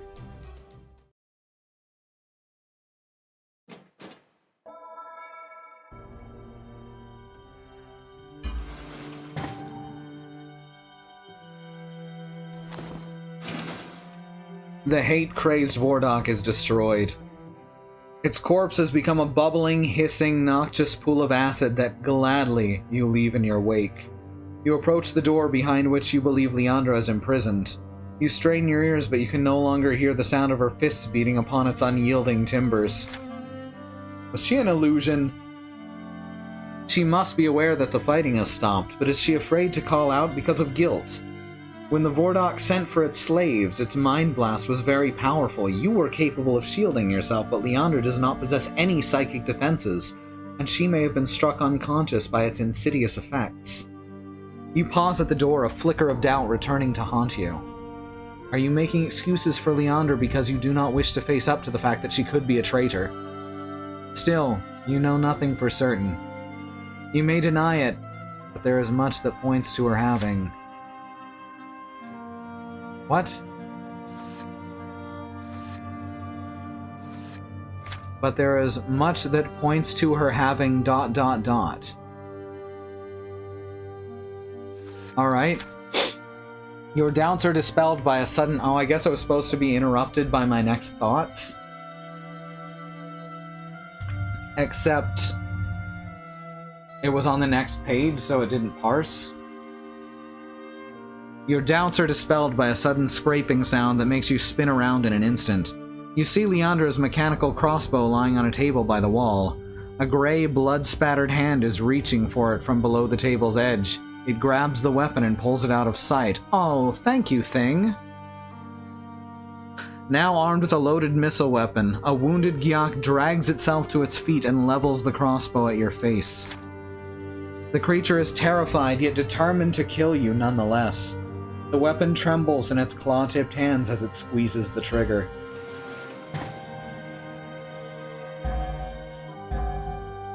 Count on our agility to evade the shot, or leap at it and snatch the crossbow out of its hands. That sounds like a great idea that's going to kill us instantly.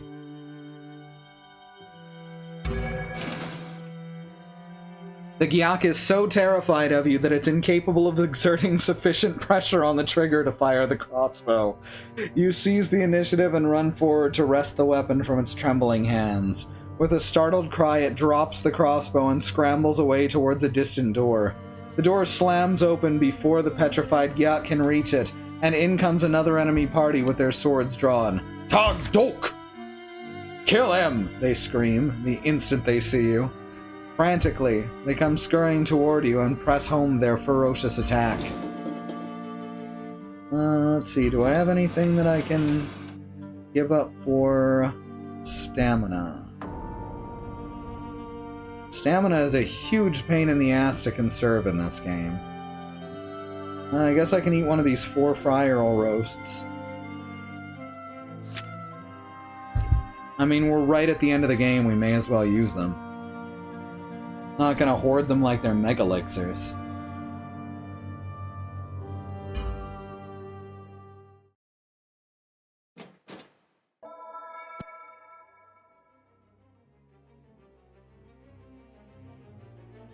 Thank you, Mox.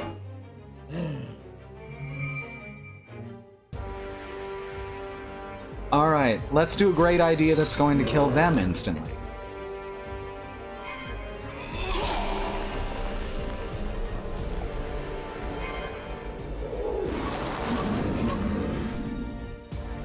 Huh, I was right.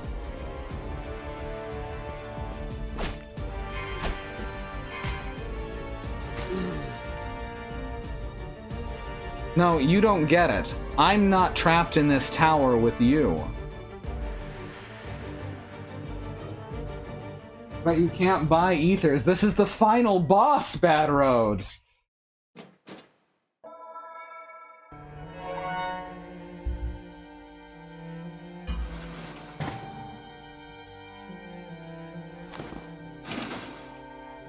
Achievement unlocked. War effort. Now that the enemies have been slain, you're free to approach Leandra's door once more. You stop to retrieve her crossbow from the floor where the frightened Gyak dropped it, and you hook it to the back of your belt. As you draw closer to the door, you hear a faint coughing sound. It's a rasping human. Leandra is clearly in great discomfort.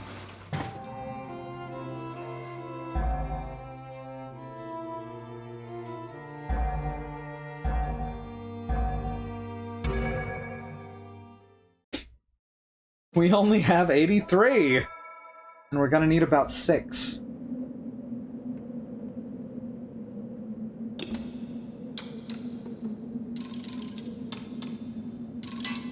Ooh. Fine, we're going this way.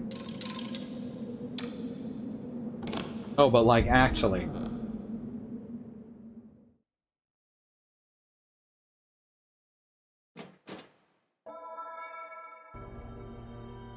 The lock is difficult to pick, but with a little time, concentration, and consummate skill — I said consummate skill! You achieve the task.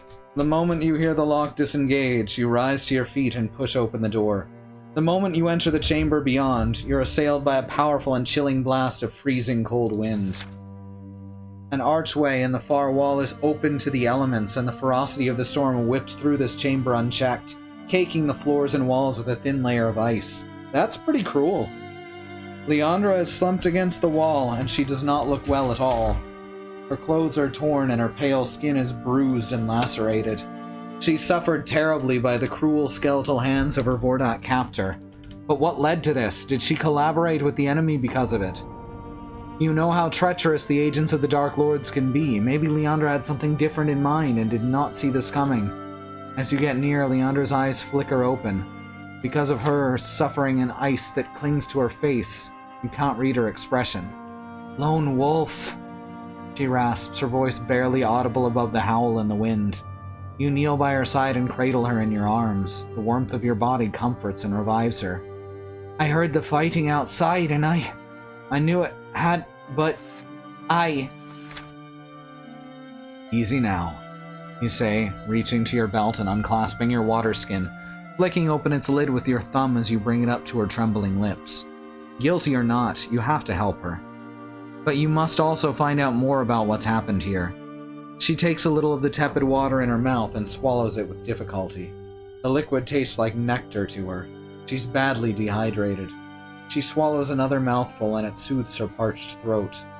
Her eyes become brighter as she quenches her raging thirst, and slowly her strength returns. The storm recedes with the approach of dawn. She holds you with her eyes.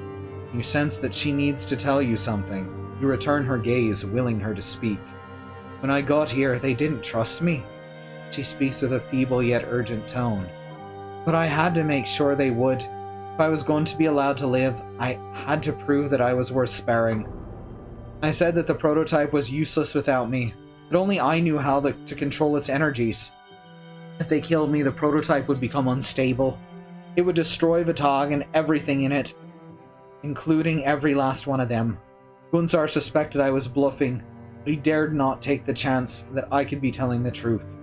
He had me placed in this chamber, put in charge of that dreadful creature, that Vordak. It tortured me, but I didn't break, and then it tortured my mind. Her eyes wandered erratically for a moment. You watch as she strives to regain her focus, to continue her harrowing account of what came next. It got inside my mind. I've never felt such pain before. It saw my innermost thoughts, my memories, my doubts, my deepest fears. It rejoiced when it discovered the resentment I still had for you, for not arriving in time to prevent Gunsar's attack on my village and kinfolk. Leandra stops speaking. Instinctively, you're moved by her pain. But you urge her to continue, no matter how difficult it may be. It takes her some time before she finds the will to speak again. The Vordak took my resentment and played upon it. It made me hate you. It was like a disease that it planted inside my head. It began eating into my mind.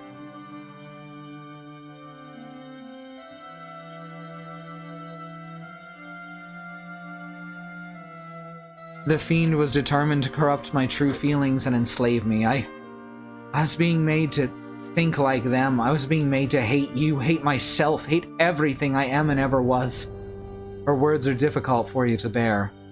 Did she succumb to the Vordak's willful and evil violations of her mind, or was she already minded to betray you and everything she had ever held dear, her father, her kinsfolk, her country? Was she already committed to helping the enemy long before she came here to aid them in the fulfillment of their evil schemes that would ultimately doom Sommerland to destruction? Is she the victim of her own misguided genius and her ambitions despite the grief it has caused? Or is she really a traitor all along? This isn't even like a question.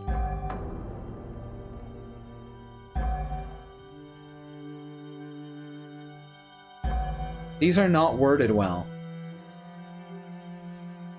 I think this is the one where we think that she's innocent.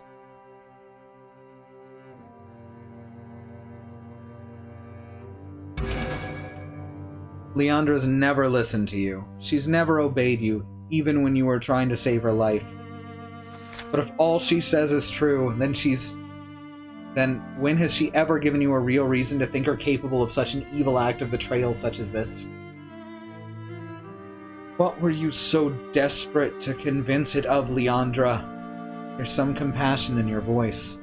You're desperately trying to understand her motives. Perhaps this was all part of a plan to help me in some way.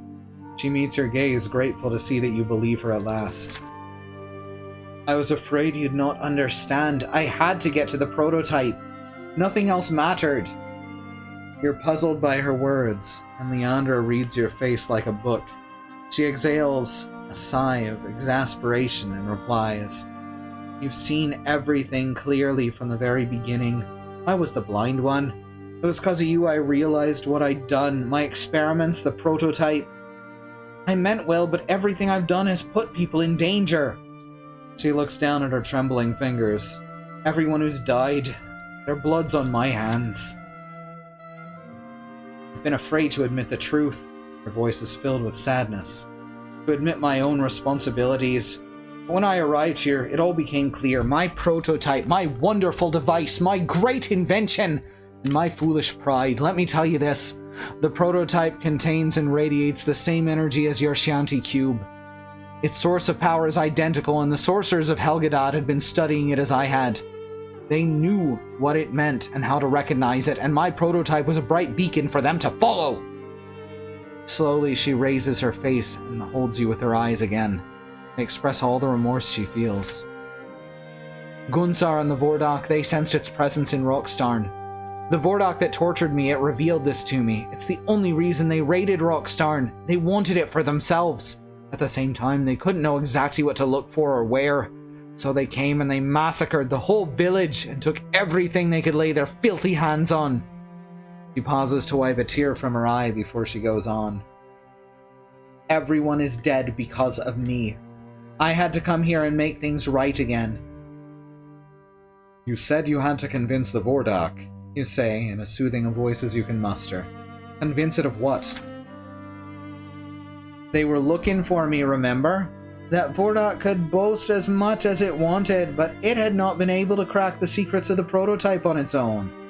I wanted them all to believe I'd assist them, but the truth is that I had no intention of ever helping them at all. In fact, the opposite's true. I'd made up my mind to destroy them with it. I knew that so long as my real intention was kept secret from them, they'd not risk killing me, only to have it go out of control and lay everything to waste. Did they let you have the prototype? You ask. They let me work on it for an hour or so, but the Vordak watched me closely and I was unable to sabotage it as I'd wished for. She wipes away her tears on the shredded sleeve of her jacket and manages to force a smile.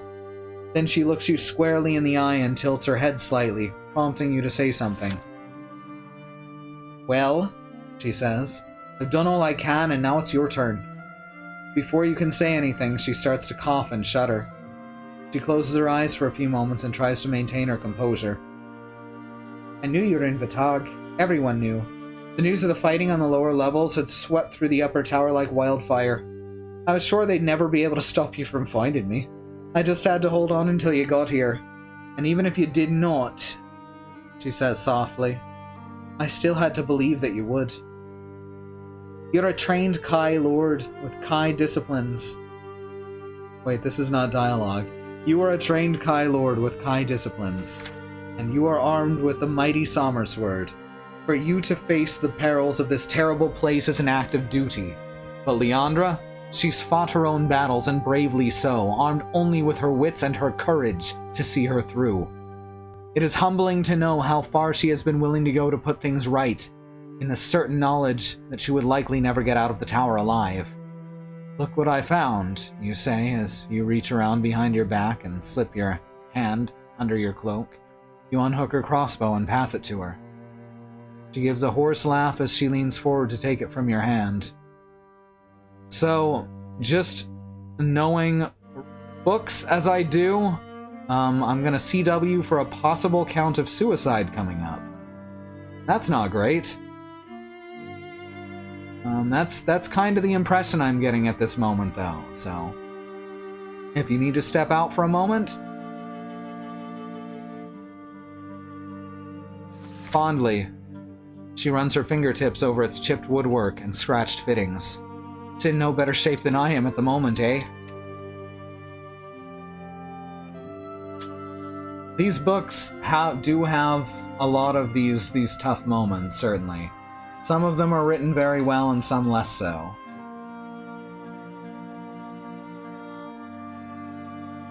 You will mend, you reply reassuringly. Deep down, you're as strong as a Sommerlending oak and just as resilient. Again, she laughs.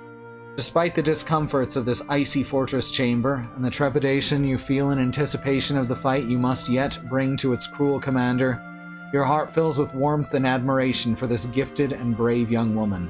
Leandra, you say, gazing into her shining eyes, I think Your words are cruelly interrupted by the sound of heavy-booted footfalls on the roof directly above this chamber. It's him, gasped Leandra. It's Gunsar. I'd know the sound of his footsteps anywhere. I sort of meant how Lone Wolf always has the CYOA option of distrusting everyone else on Earth despite literally everything you know about them. Not always, but it has happened before, yes. He's not a trusting kid, or adult now in this one. Like, the story starts out with everyone he knows and loves and who cared for him just being wiped out in a flash. And then basically everyone on his trail to defeat to find the first steps of his trail to defeat the person who did that betrays him. So it's there's precedent. Come on, Gaston. Come on up on the couch then. Don't just stand there. Come on. You stand up and steel yourself for the coming battle with Warlord Gunzar. You now know where he is, but you do not know how to reach the roof and confront him. Your eye falls upon it. Okay, so no suicide, I guess. Your eye falls. That's good.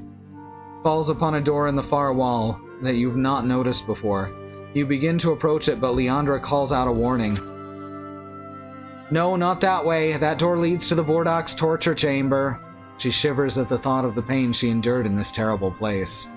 You move a little closer to examine the door, but you're brought to an abrupt halt by a wave of fatigue that washes through you like a black tide. You fall to your knees and struggle to regain your strength. Leandra says something, but her anxious words swirl around in your head and you cannot clearly understand what she's saying. You know that you must fight this sudden weakness and confusion, for it is threatening to defeat you before the final combat with Gunsar has even begun. You draw upon your Kai powers and enter into a deep state of meditation. The chamber dissolves around you and you feel yourself plummeting into a vortex of total darkness. At length, the sensation of falling recedes, and you find yourself on your knees in your nightmare once more. Did you think you could defeat us? Did you think you could destroy us? Did you think you could send us away? The dark specters appear again, moving and speaking in unison. We've always been here. We're the shadow of your light. The Drakkar and his Shanti amulet didn't create us. We've always been here, watching and waiting to eclipse you, child of the sun. The specters coalesce into a chillingly familiar figure that is filled with malevolence. It is the summation of all your doubts and fears, all the weaknesses and failures that have haunted you since early childhood, the bluntest form of symbolism. Your long and perilous journey to Vitag has forced you to confront your limitations in so many ways.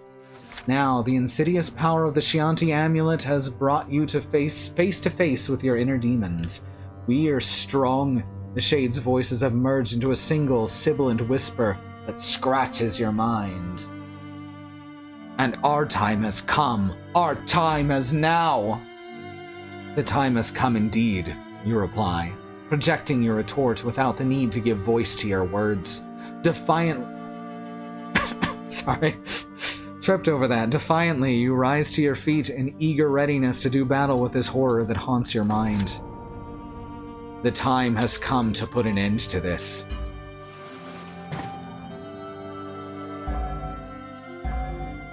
Thanks to the discipline of animal kinship, you feel a strong bond with the Black Wolf, even now. That's right, I can't see them. This creation born of your deepest fears and doubts is a savage opponent, but it is not a primal one. There is nothing within this empty soul that speaks to you on an animal level. It lacks a vital part of your soul, the ability to empathize and commune with the primal power of Magnamund. Even in this dark and dismal place, you're able to maintain your connections to the natural world, though. You can feel the bond you share with the Black Wolf in the Derncrag Mountains. Your friend has come to your aid many times, and even though this place is not a material environment, the kinship you share with the mighty wolf can still be used to aid you now. As the Shade rushes to attack, a lupine silhouette emerges from the perimeter of your dreamscape and leaps into the fray. You feel every blow that is landed upon this tenacious spirit wolf as he fights your shadowy foe, yet together you can overcome and defeat it. It's puppy time!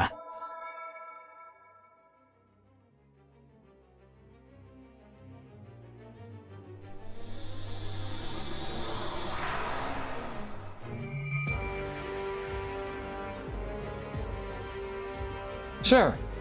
Let's make it right. Let's do this real good.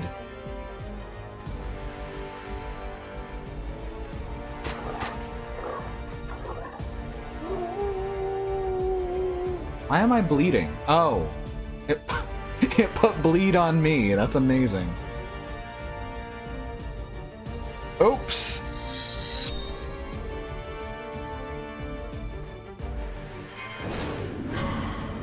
Now you're on fire. That's the good shit right there. Immune to poison, so no point in doing that.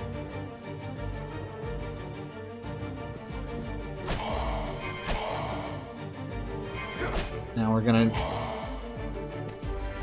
suck down a healing potion, I guess. And it'll heal partially.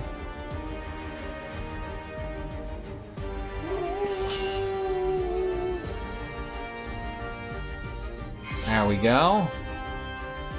There, I'll even fucking counterattack. You can't do shit.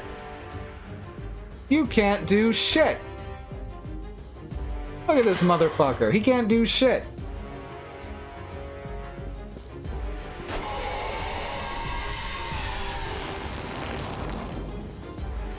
Couldn't do shit.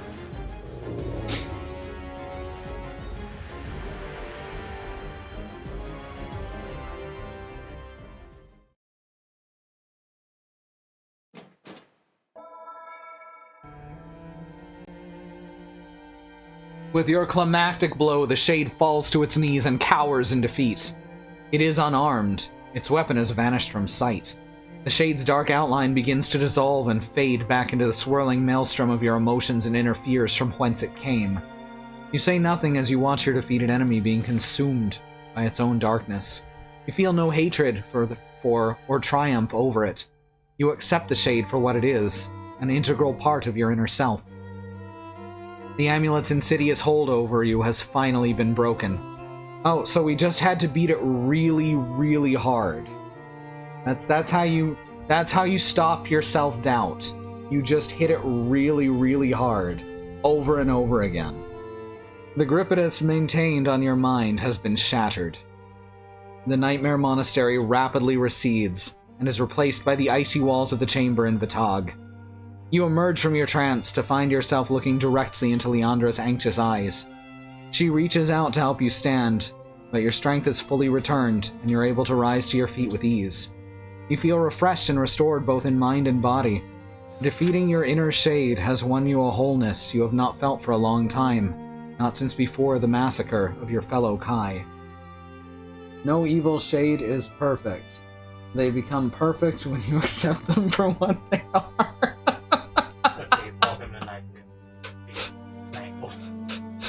Oh, it's based on what's it called? One of those just like fucking quotes you see on Facebook or sewn into stuff. No one is perfect. They become perfect when you accept them for who they are.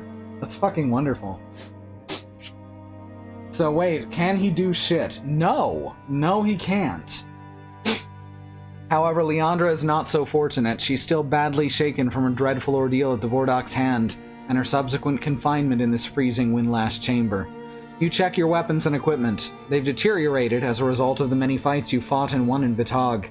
You're worried they may fail you in the final fight with Gunsar. Once more, your gaze falls upon the adjoining door which leads to the Vordok's chamber. Here you may find the tools you need to fix your gear before you undertake the final battle. Despite Leandra's protestations, you open the door and step into the room beyond. You're immediately struck by the unexpected warmth of the chamber. A small forge stands in the far corner, its crimson coals glowing dimly. In the center of the room there's a large table, its surface stained black with dried blood. Thick leather straps affixed to the four corners of this gruesome furnishing betray the purpose for which it was put there. It's a torture table. You know, in case you didn't get that from the entire previous paragraph. On the walls are racked scores of instruments of grim design and ghastly purpose. Tongs, pincers, claws, flails, barbed whips, 5 golden rings, many other accoutrements of agony. There are also devices you have never seen before. They're tools of the Vordok's cruel art, brought here with him all the way from Helgadad, the terrifying city of the Dark Lords. Your stomach churns with fear and revulsion as you cast your eyes upon them. Nauseated by what you see, you turn your head away toward the forge. The warmth it radiates is the only comfort to be found in this room. It's a testament to the pain that Leandra was forced to endure in this terrible place, that she chose to remain in the icy chamber rather than seek shelter from the cold winds by returning here. Beside the forge stands a workbench that's littered with more common and mundane artifacts, blacksmithing tools. There's everything you need here to effect repairs on your weapons and equipment before you face Gunsar in the final battle.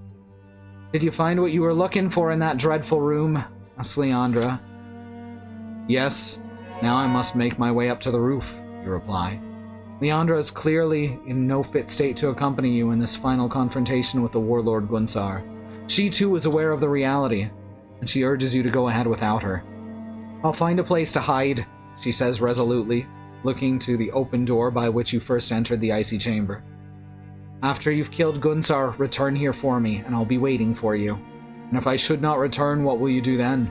Unblinkingly, she looks you straight in the eye and replies, I'll try to escape from Vitog myself, but I'd prefer you slay Gunsar quickly and return here to fetch me and take me home. And with a wry smile, she adds, After all, you've now got a distressed damsel awaiting. It's your sworn duty to save me. Gently, you cup Leandra's fragile hand in yours. She looks surprised by such a show of affection. A healthy redness returns to her pale cheeks, and her gaze softens, so much that she eventually lowers her eyes coyly. So, Lone Wolf has been aromantic up to this point, so I'm kind of feeling resentful about this. I will return for you. Have no doubts, a Kai Lord is always true to his words. You nod your head and give her a reassuring smile.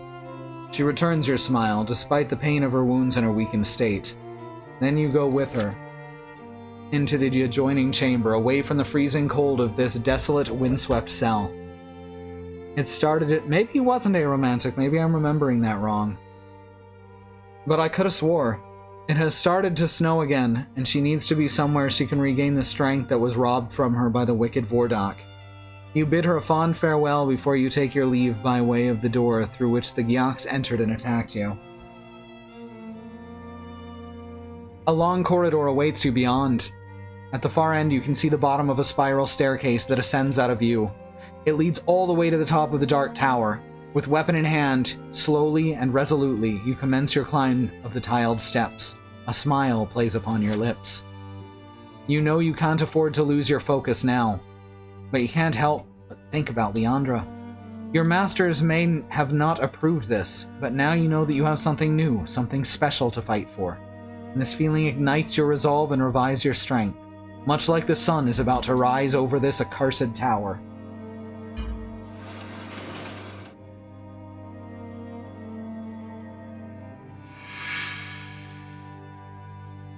So I guess that just automatically repaired my shit.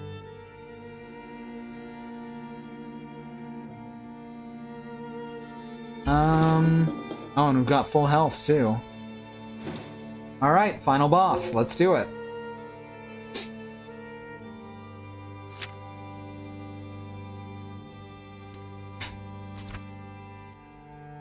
The staircase has been left unguarded and no obstacles have been placed in the way to impede your cautious ascent.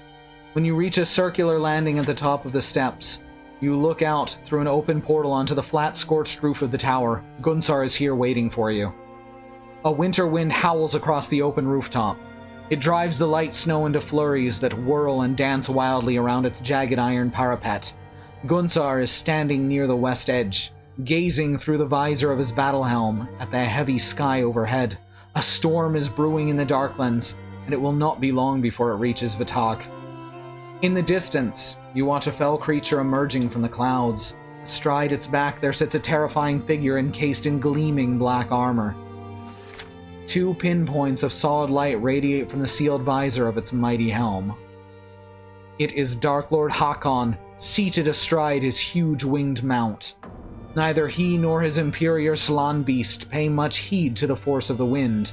They're both strong enough to resist the gusts that buffet them ceaselessly. I always want to say buffet with that word. Buffet? Did you say buffet? What? No! Buffet! Buffet! Well, you spelled it the same. Gunsar turns away from the parapet and looks in your direction. He sees you and immediately he draws his mighty twin-bladed battle swords from their scabbards. You're late, Kai Lord! He shouts in broken Sommerlanding, his foul breath clouding from the grill of his visored helm. Lord Hakon is here!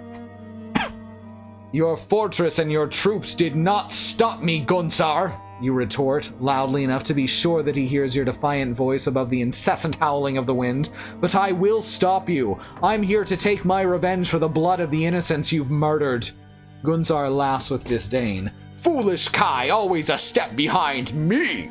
Even if Vitog should fall, it will be of no great consequence. It has served its purpose well. It will rise again. It always has, and it always shall. The loathsome cry of the Slan Beast pierces the stormy skies, and Gunzar thrusts his twin-bladed swords into the air in proud salute to his fell master seated astride its broad back. The Dark Lord comes to collect his tribute! With confidence, he pats what appears to be a corlinium case that is firmly attached to his belt. The Zirantos is ours. I have secured for him great power by the might of my swords, my cunning, and my guile. Ba-na-na-na, ba-na-na-na-na. The Slan Beast circles high above the parapet and vents another piercing shriek that sends a shiver of dread coursing through your spine. You find solace in the certain knowledge that it shall not approach any closer to the roof while you remain alive. Hakon is here, but his morbid fear of your divine blade prevents him from landing his mount upon the tower roof and engaging you personally in combat. You wield the one weapon on Magnamund that can slay a Dark Lord. You have used it in the past to destroy Archlord Zagarna, and gladly you will use it again to dispatch Hakon if he is foolish enough to come within striking distance of its formidable power. Tribute? You steal men's souls and make them your slaves. What is the man? The warlord may have not realized it, but Hakon will not intervene in the coming battle. His sepulchral voice, they said it again, that's such a good word, cuts through the noise of the rising storm. Slay him, Gunzar! Slay him for me! Around Gunzar's neck, the Chianti amulet flares into life. Although its power to twist and distort your mind has been irrevocably broken, you are sure it still poses a threat to you in other ways. The final battle begins. Oh. So we have an option to use any of our disciplines. But really, there's only one option. It's puppy time. You're not the only one on the roof who hates and despises this vile Drakkar for the crimes he's perpetrated in Rockstarn and beyond.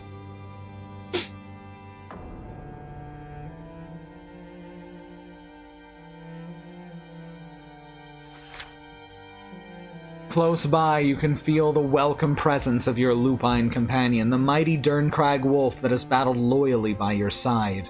Now he stands ready to do so again. Gunzar's minions have taken a dreadful toll of his beloved pack. Now your wolf friend is ready and eager to reap bloody vengeance upon the Gyak's leader. With a howl and a snap of his gleaming fangs, the Dernkrag wolf leaps upon Gunzar from behind. The power of the amulet hurls him backwards onto the icy ground, but his intervention has not been fruitless. Gunzar has been injured, and he's lost his focus, forcing him out of the trance he was in. You now have the perfect opportunity to make an effective strike. Do not waste it. Okay, I won't.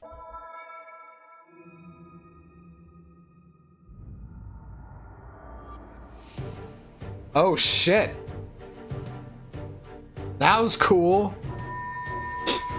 Stop flying, dude. That's not allowed. Oh, thanks. I appreciate you respecting the rules like that. Huh. His magic meter's purple, y'all. Why is his magic meter purple? I don't like that his magic meter's purple.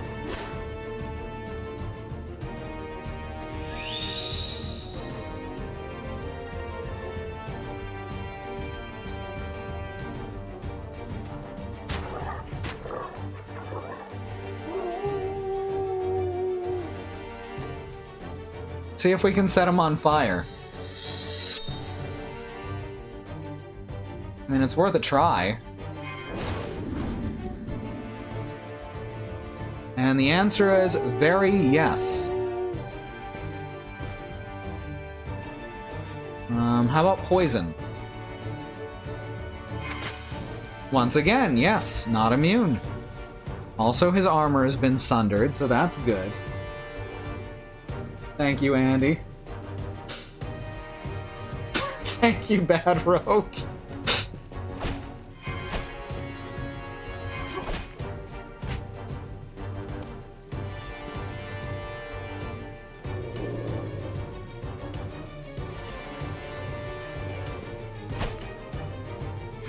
Let's take them all out. A story in 2 quotes. Very yes.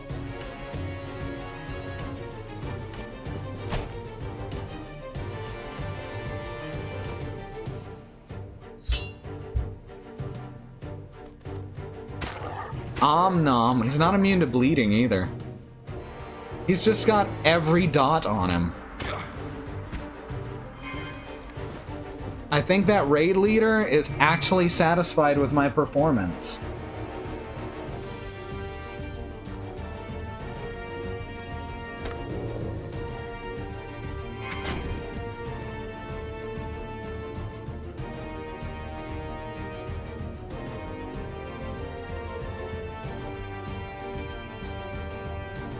In fact, he might be telling me not to put any more dots.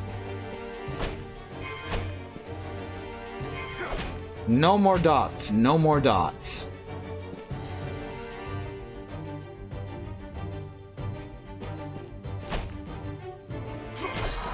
I think I just won. There's no dots to more!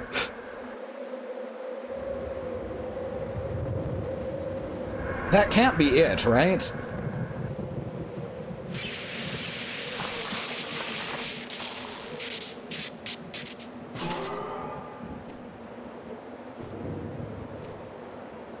Sup?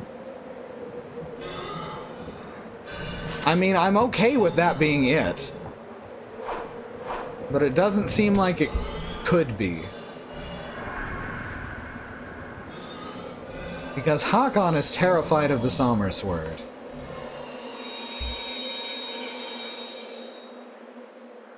And now phase 2. Yeah, Andy. My phase 2.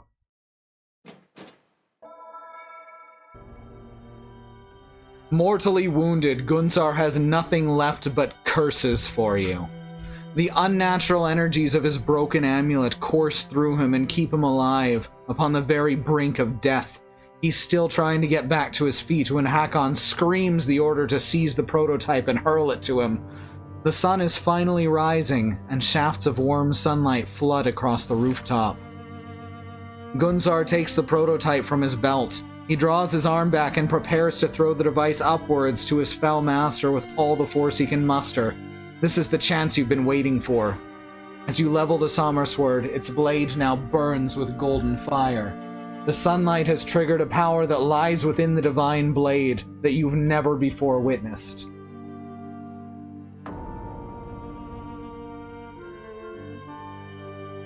A sudden movement behind you makes you spin around with your weapon held ready to strike. It's Leandra. True to form, she's disobeyed you again and followed you up the stairs to the roof. She's still very weak from the wounds she's suffered, and the stair climb has taken its toll. She slumps down on the floor near the top of the steps, and she seems about to pass out. She calls to you in a desperate and plaintive voice. Her eyes are filled with terror. No, don't do it! You're too close! You hear Leandra's cry, but you do not heed it. You know what you must do, and you're ready to pay any price. Gunzar throws the prototype into the air and you raise the Sommersword. Its divine energy is unleashed in a beam of pure light. The blinking beam strikes the device and destroys it in an instant, causing it to discharge its power in a fearsome explosion. The shockwave from the explosion kills Gunzar outright. And it would have done the same to you were it not for the fact that an instant before you're overwhelmed, you're pushed away to safety. It's Leandra. She's put every last ounce of her strength into saving you. Her body shields you from the full impact of the blast, but it rips into her back violently.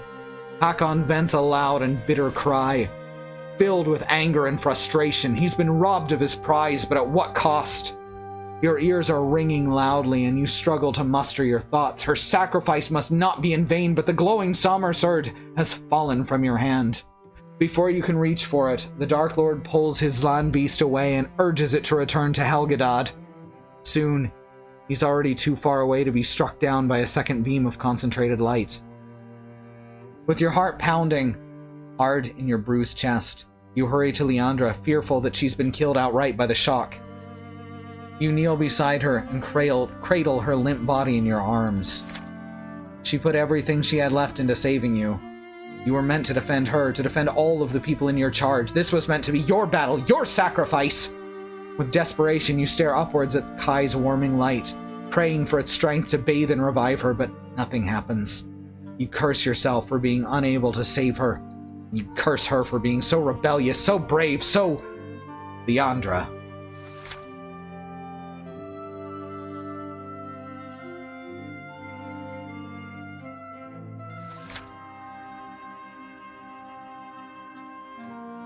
And just when you're about to give up all hope, you feel her body move. 3 achievements unlocked: True Heart, The Sun Rises, and A Long Journey. You hold your breath as the faint shiver becomes a feeble cough, and her deep dark eyes flicker open once more. I'm guessing she can die there.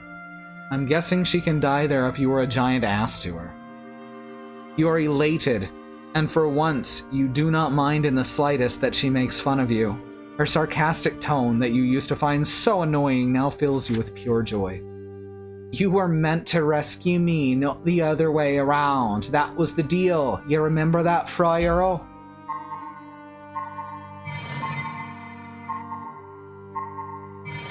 Why am I getting levels up?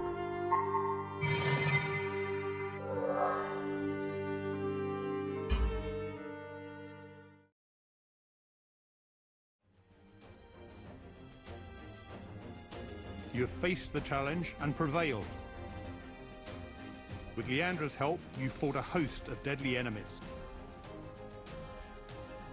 You survived the sunken forest and discovered the secrets of the Scianti Temple. Harkon and Gunzar were defeated. By your courage, your skill, and your determination. And now the sun shines brightly upon your homeland once more. Until the next time, stay strong and resolute. For Sommerlund and the Kai.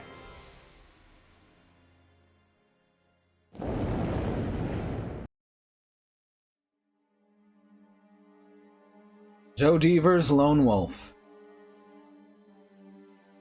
Oh, that was actually Joe Dever's voice, too. It kind of sounds like Stephen Fry, or Stephen Fry Earl.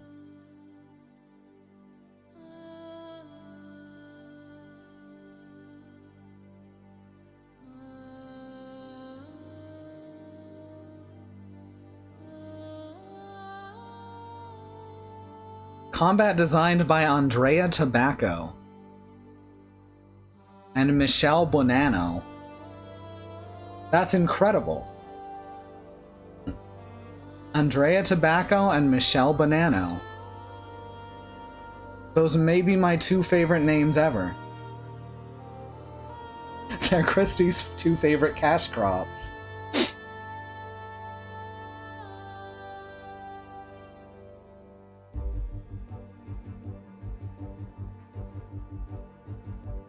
I don't know if I'd call that a fitting end to the Lone Wolf story. It's definitely more of a side story that just happens after the original 30 books. It doesn't really wrap anything up. But it was good. I enjoyed it immensely.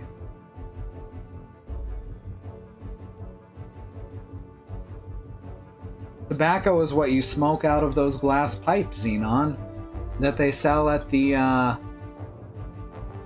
stores with names like Ziggy's and Mean Greens.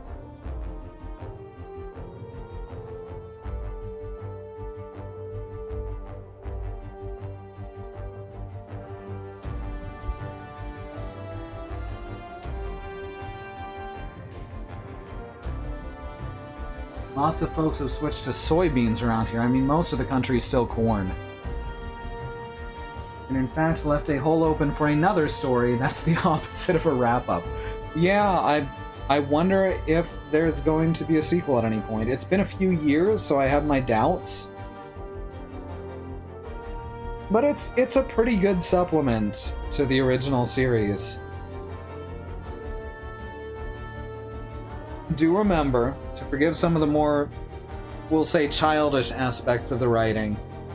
It is absolutely written for kids between like 11 and 16. And I think for that, for something aimed at kids that age, I think it's very well done.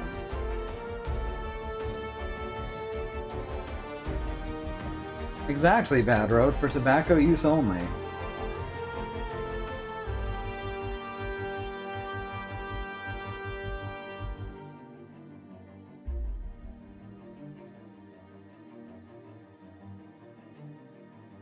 Yeah, I think that was absolutely worth playing. I'm pretty happy to revisit this world. Oh. No, wait, that's the copyright date. I thought it was saying he died in 2014.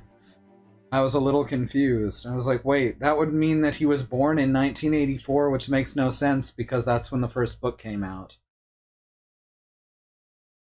Thank you for playing for Sommerland and the Kai.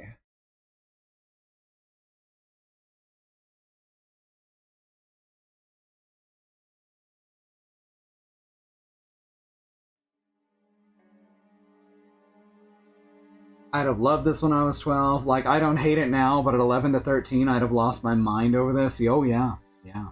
I played it when I was younger than that, and I thought it was the best fucking thing ever.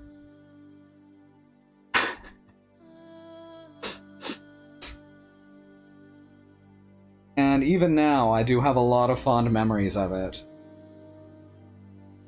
So, that was Joe Deaver's Lone Wolf, the video game where you are the hero.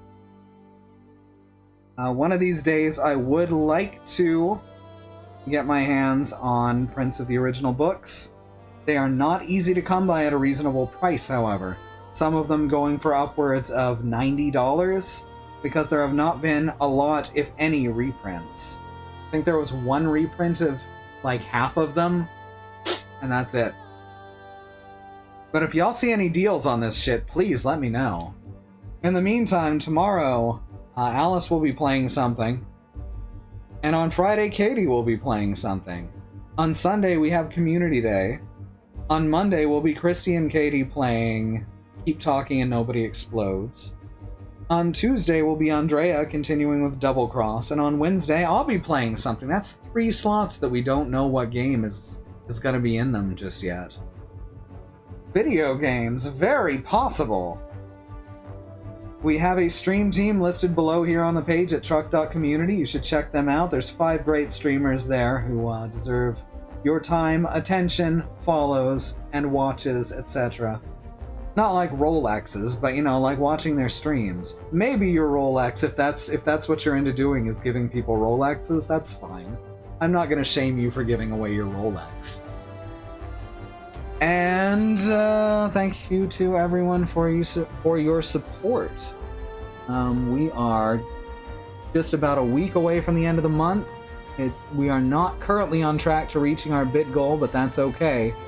As I've said many times, we are not reaching that bit goal is not a big deal. It just changes how we handle it next month. And yeah, it's tough out there right now. If you cannot afford to cheer for us, don't. Take care of yourselves first. We're currently doing okay. We're making it. Alright, I've been Sue. I hate video games. Give my regards to the next frog you meet.